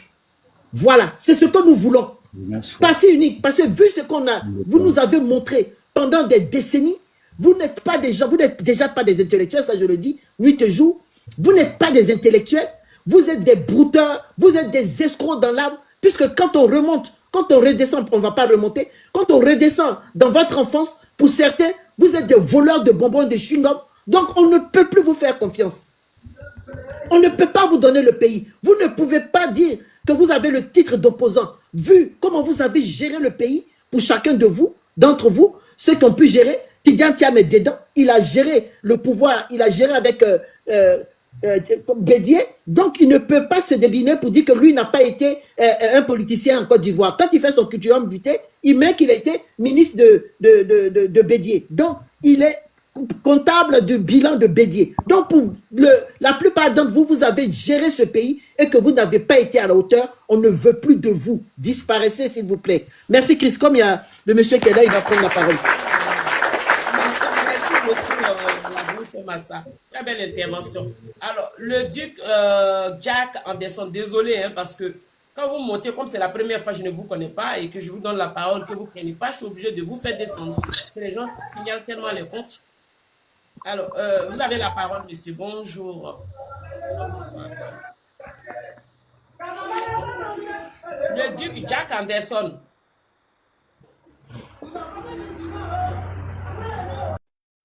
Bon. Alors, si vous faites la demande et que vous montez, et qu'on vous donne la parole, et que vous ne prenez pas la parole, et que vous jouez de la musique, et vous tapotez je ne sais quoi, ben écoutez, monsieur, moi, je ne vous prends plus. Voilà.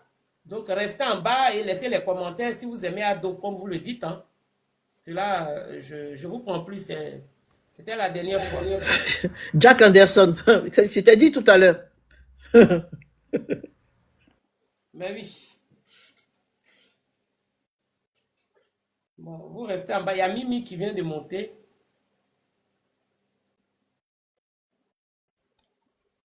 Alors, Chris 6.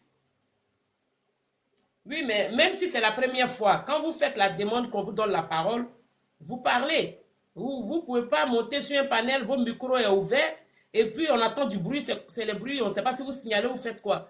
Alors, c'est pour ça que je ne prends même pas les gens d'ailleurs. Alors, Chris 6, je vais fermer sur Chris 6. Abonnez-vous sur Chris 1 et rejoignez-moi sur Chris 1. Voilà, rejoignez-moi sur Chris 1.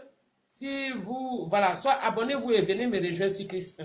On va continuer le direct par ici parce que je suis déchargé sur celui-là. Alors, je vais utiliser, la tablette aussi est déchargée, donc je vais avantager la tablette. Voilà.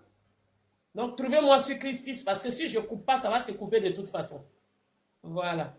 Donc, on se donne rendez-vous sur Chris 6. Merci beaucoup, hein, Chris. C'est Chris 1, du moins. Vous tapez juste Chris 1 et vous me trouverez. Voilà. Donc, on se trouve sur Chris 1. Merci. Voilà. Donc, on repart avec toutes ces choses-là. C'est-à-dire que nous sommes avec... attendez. Hein. Il y a cette personne-là depuis le matin qui fait des demandes. Je ne comprends pas. Voilà. La gouvernance de la Côte d'Ivoire, ce n'est pas le verbiage. Ce n'est pas le verbiage. Ce n'est pas le bavardage inutile. Nous avons un pays à gouverner. Pour ceux qui ne s'en rendent pas compte. Parce que il y a ce que vous dites sur les réseaux sociaux et il y a ce qui est la réalité qui est sur le terrain. Et c'est la réalité qui est sur le terrain. C'est ce qui est beaucoup, qui est beau et qui est bien, qui fait que les Ivoiriens soutiennent le président Ouattara. C'est aussi simple que ça. Parce que venez vous asseoir sur les réseaux sociaux. Parce que des gens qui paragraphent. Ils viennent, ils paragraphent.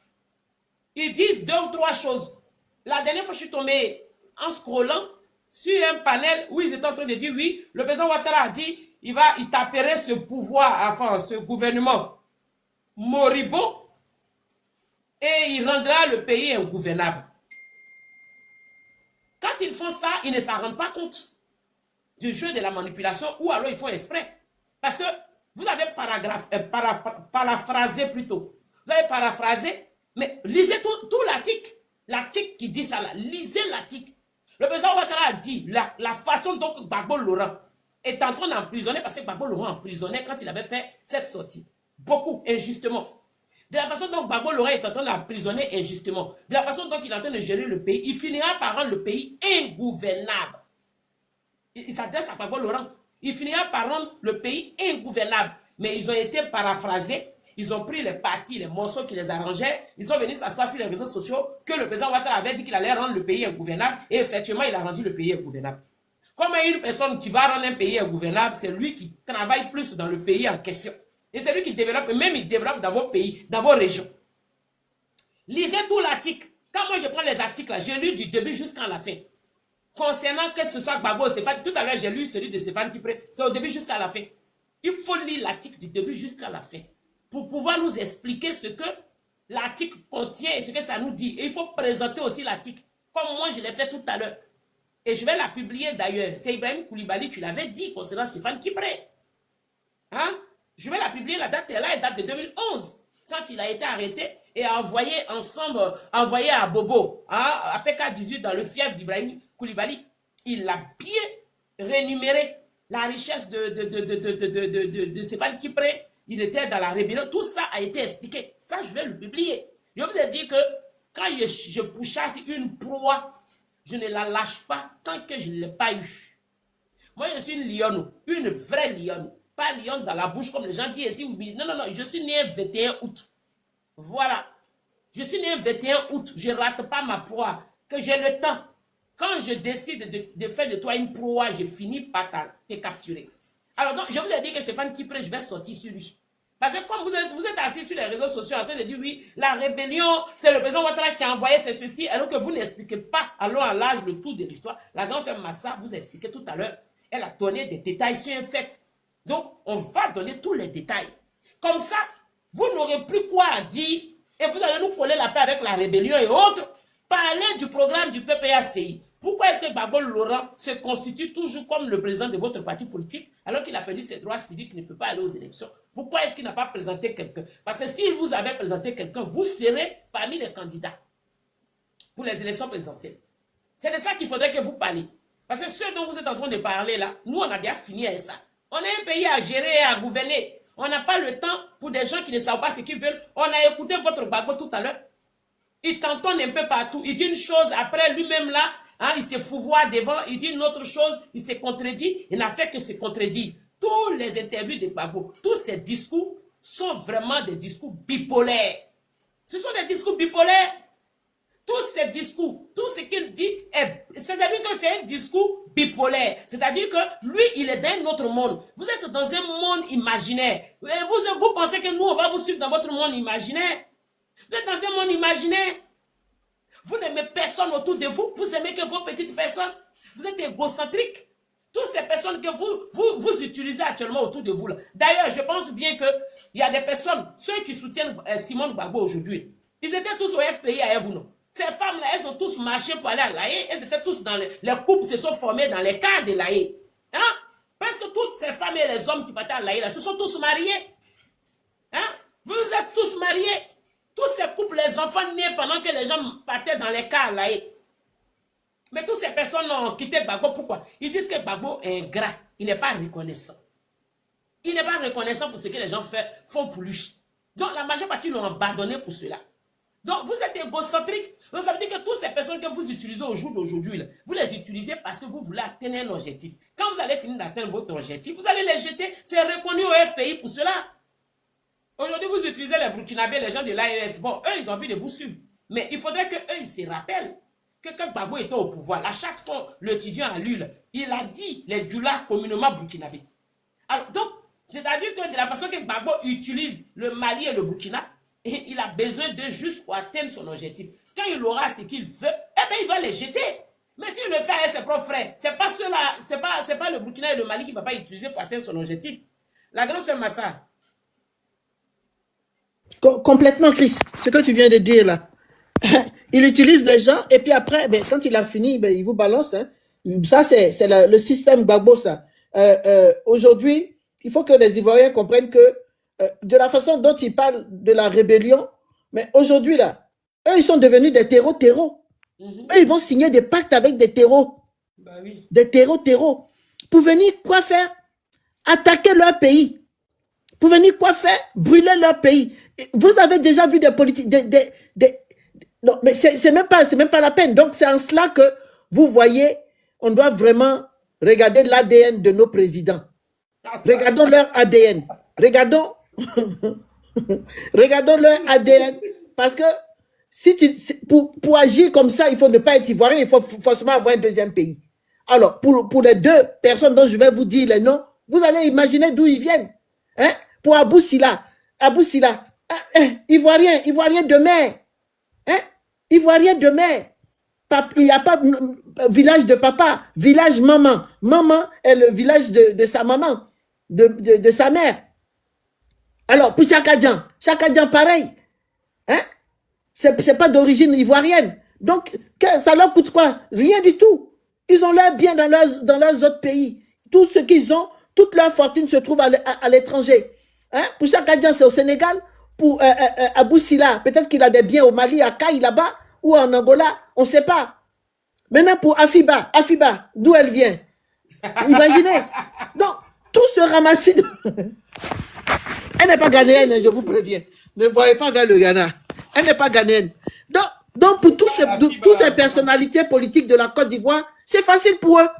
Hein? Ils vont signer des pactes avec des pays étrangers. Mais comment c'est honteux? C'est honteux de penser que vous pouvez aller vendre votre pays et puis venir vous coucher. Attendre que ça brûle. Et puis, vous avez comment on appelle, des vigiles, des gardes du corps pour vous protéger. Et les autres sont là. Vous comprenez, vous allez comprendre en ce sens-là qu'ils ne sont pas venus pour la population. Sinon, s'ils ont des programmes, ils n'ont qu'à tout donner à Simone. C'est elle qui les représente aujourd'hui. C'est elle qui porte le brassard. Donc, tout le monde se rallie derrière la dame Simone pour qu'elle vienne faire sa représentation, essayer de saluer peut-être le président, hein, une poignée de main. Je ne sais pas si le président va accepter, je ne crois pas. Non. Donc, Simone, voilà, garde tes gants à tes mains, il ne te saluera pas. Non, il va pas la saluer parce que la dernière fois quand on l'a vue, elle avait un truc dans les cheveux, un truc genre, je ne sais pas quoi là, que les Aoussa ont. Ah ouais. Oui, la dernière fois quand on l'a vue, elle n'avait pas sa perruque. Donc, elle était la vraie Simone. Elle avait un truc dans les cheveux. Voilà. Un joujou. Un joujou. Ah ouais. Voilà, elle avait ça dans les cheveux. donc tout le monde, toute l'opposition, mettez-vous derrière Simone et Harriet Lagou, mais elles ont les brassards, mettez-vous derrière elles et puis montrez-nous ce que vous pouvez faire. Vous n'êtes pas, on ne peut pas mettre tout le monde comme candidat devant le président. Vous n'êtes pas à la hauteur pour certains, pour d'autres, vous êtes des faussaires, vous avez fait du faux. C'est pourquoi que vous ne pouvez pas vous présenter au présidentiel de la Côte d'Ivoire. Vous pouvez aller au Sénégal pour d'autres et vous pouvez aller au Mali pour certains. Ne vous fatiguez pas. Le candidat que nous avons là, vous ne pouvez pas le battre. Le candidat du RHDP, il vous a dit son bilan est inattaquable et il est indéboulonnable. Il a dit, quand il a fini de dire ça là, allez voir ce que vous voulez, mais il reste là. Il reste le numéro 1 de la Côte d'Ivoire. Il reste celui qui nous a apporté le bonheur, celui qui a apporté le sourire aux Ivoiriens à l'entame de 2011 jusqu'à aujourd'hui. C'est lui qui nous a montré, qui nous a dit qu'il va mener la Côte d'Ivoire à l'horizon, à l'émergence. Voilà, il va faire émerger la Côte d'Ivoire. C'est le président qui nous l'a dit et on a vu, on a cru. Donc, ne venez plus nous baratiner. Vous pouvez envoyer toujours vos enfants de 5 ans sur les réseaux sociaux, rabâcher tout et n'importe quoi, essayer, croire qu'eux, ils peuvent faire de la propagande. On les voit, hein. Tout récemment, je viens de voir un qui nous a sorti 3 petits garçons avec une pièce d'identité. Ah, en Côte d'Ivoire, on peut avoir des pièces d'identité à cet âge-là. Oui, monsieur. Oui, mon bébé. On peut avoir des pièces d'identité même à 1 mois. À la naissance, là, on peut avoir une pièce d'identité. Mais en Côte d'Ivoire... Ils vivent dans quel monde même? En France, c'est un bébé, un nourrisson de 4 ans. Voilà, donc en Côte d'Ivoire, c'est autorisé à partir de 5 ans. Voilà, parce qu'il y a des enfants qui voyagent, monsieur, hein, pour votre gouverne, il y a des enfants qui voyagent, et puis voilà, il y en a qui voyagent ou avec leur mère ou avec leur père, tout seul, avec une tante. Donc, ils ont besoin de pièces d'identité. Donc, excusez-nous, si vous, au PDCI, vous avez pu donner des pièces d'identité à l'AES pendant des années, vous les avez fait travailler pour rien du tout. Nous, au moins, on donne des pièces d'identité à des enfants pour qu'ils puissent se déplacer. Merci, Chris. Je vais m'arrêter là. Je ne sais pas si tu es prête avec ta vidéo. Quand tu as parlé de... Non, Babo, oui, Babo, je vais dire 2 mots sur les interviews de Babo. Babo, il est une personne, il n'aime pas les interviews parce qu'il n'est pas à l'aise. Parce que là, c'est comme si vous le questionnez comme s'il était en garde à vue, alors que c'est juste une interview. Hein, c'est un traumatisme de la prison parce que... Voilà, c'est ça. C'est un traumatisme qui lui revient. Les questions, il n'aime pas trop. Même avec la jeune fille, quand elle lui a demandé... la jeune fille, la jeune journaliste, quand lui a demandé quoi de l'emploi, là, il a dit, il va faire une banque de l'emploi. Voyez-vous, il était complètement paniqué, petit devant elle, comme un enfant de CP1. Il n'a pas pu répondre. Donc, sincèrement, les interviews, ce n'est pas fait pour lui. Il est tout de suite traumatisé, tout de suite, il panique parce que, comme a dit Chris, il a dû subir des interrogatoires à ne plus en finir. Je me demande même s'il a... Tu t'en rends compte de Sabou, imagine. À Séguéla, déjà en 70, je crois, c'est un monsieur qui connaît beaucoup les prisons de Côte d'Ivoire, en tout cas, il les a faites. Il sait ce que c'est. Donc, lui, ça ne lui pose pas un problème. Et il y a madame aussi, je crois qu'elle avait dit qu'en Côte d'Ivoire, que le régime du président Alassane Dramane Ouattara mettait les gens partaient trop en prison. Il y avait trop de prisonniers politiques.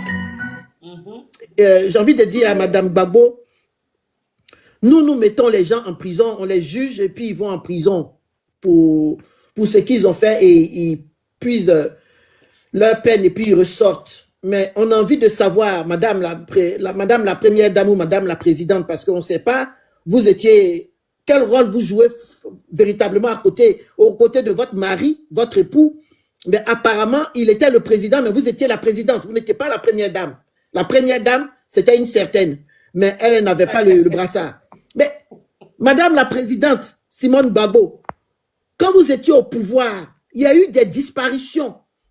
Il y a eu des gens qui ont déjà, il n'y a pas eu de jugement.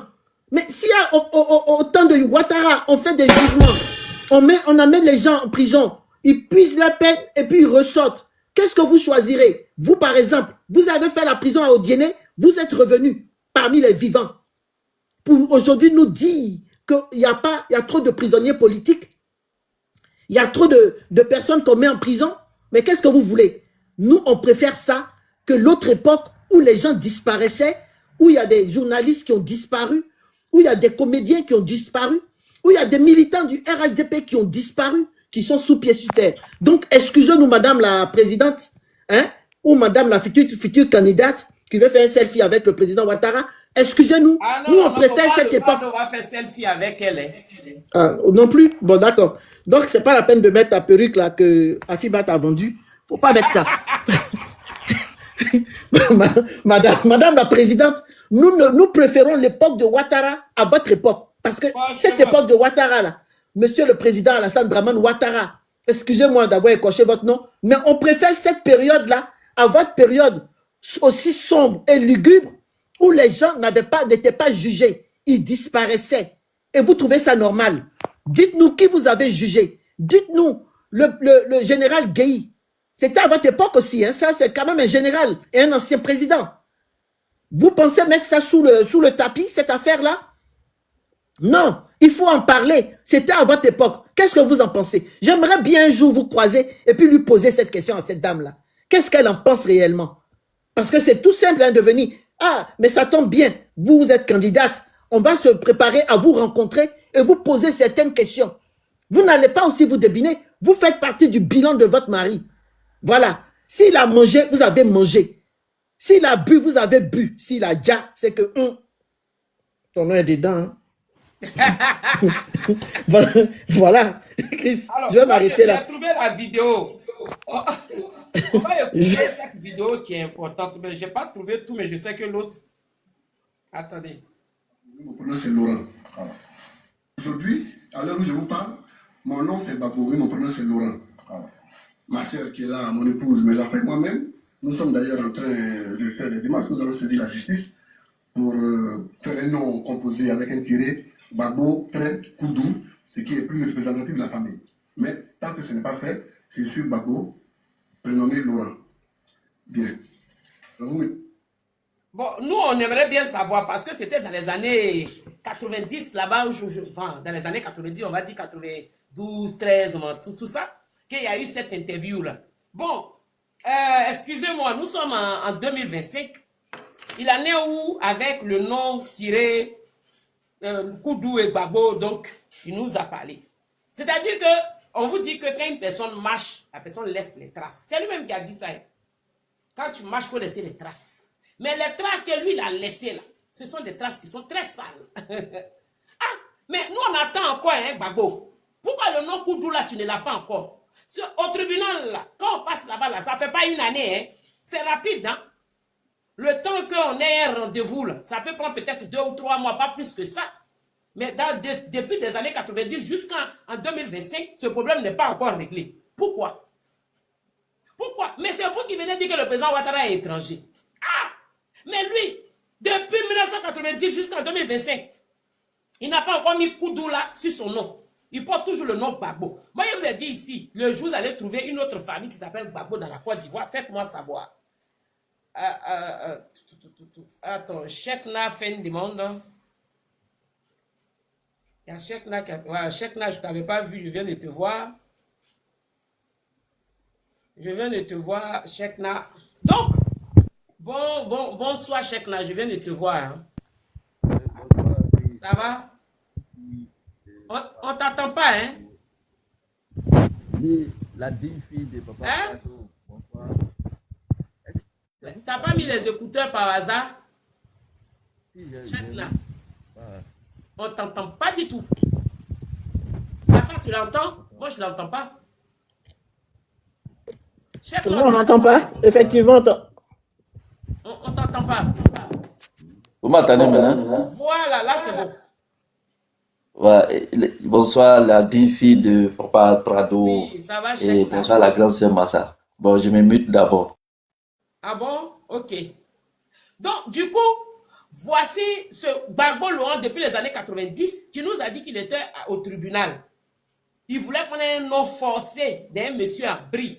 Mais moi, à ce que je sache, ça ne prend pas plus d'une année, ni plus de 6 mois cette histoire. Mais depuis ces années-là jusqu'à maintenant, le nom de Koudoula n'est jamais sur son truc parce que tous ses enfants portent le nom Gbagbo. Mais c'est vous qui vous asseyez pour dire non que le président Ouattara est un étranger. Tous les enfants du président Ouattara portent son nom, David Ouattara, tous les autres c'est Ouattara. Est-ce que vous avez entendu un autre nom où le président Ouattara est en train de passer au tribunal pour prendre un autre nom de famille pour venir compléter sur, pour avoir un deuxième nom de famille?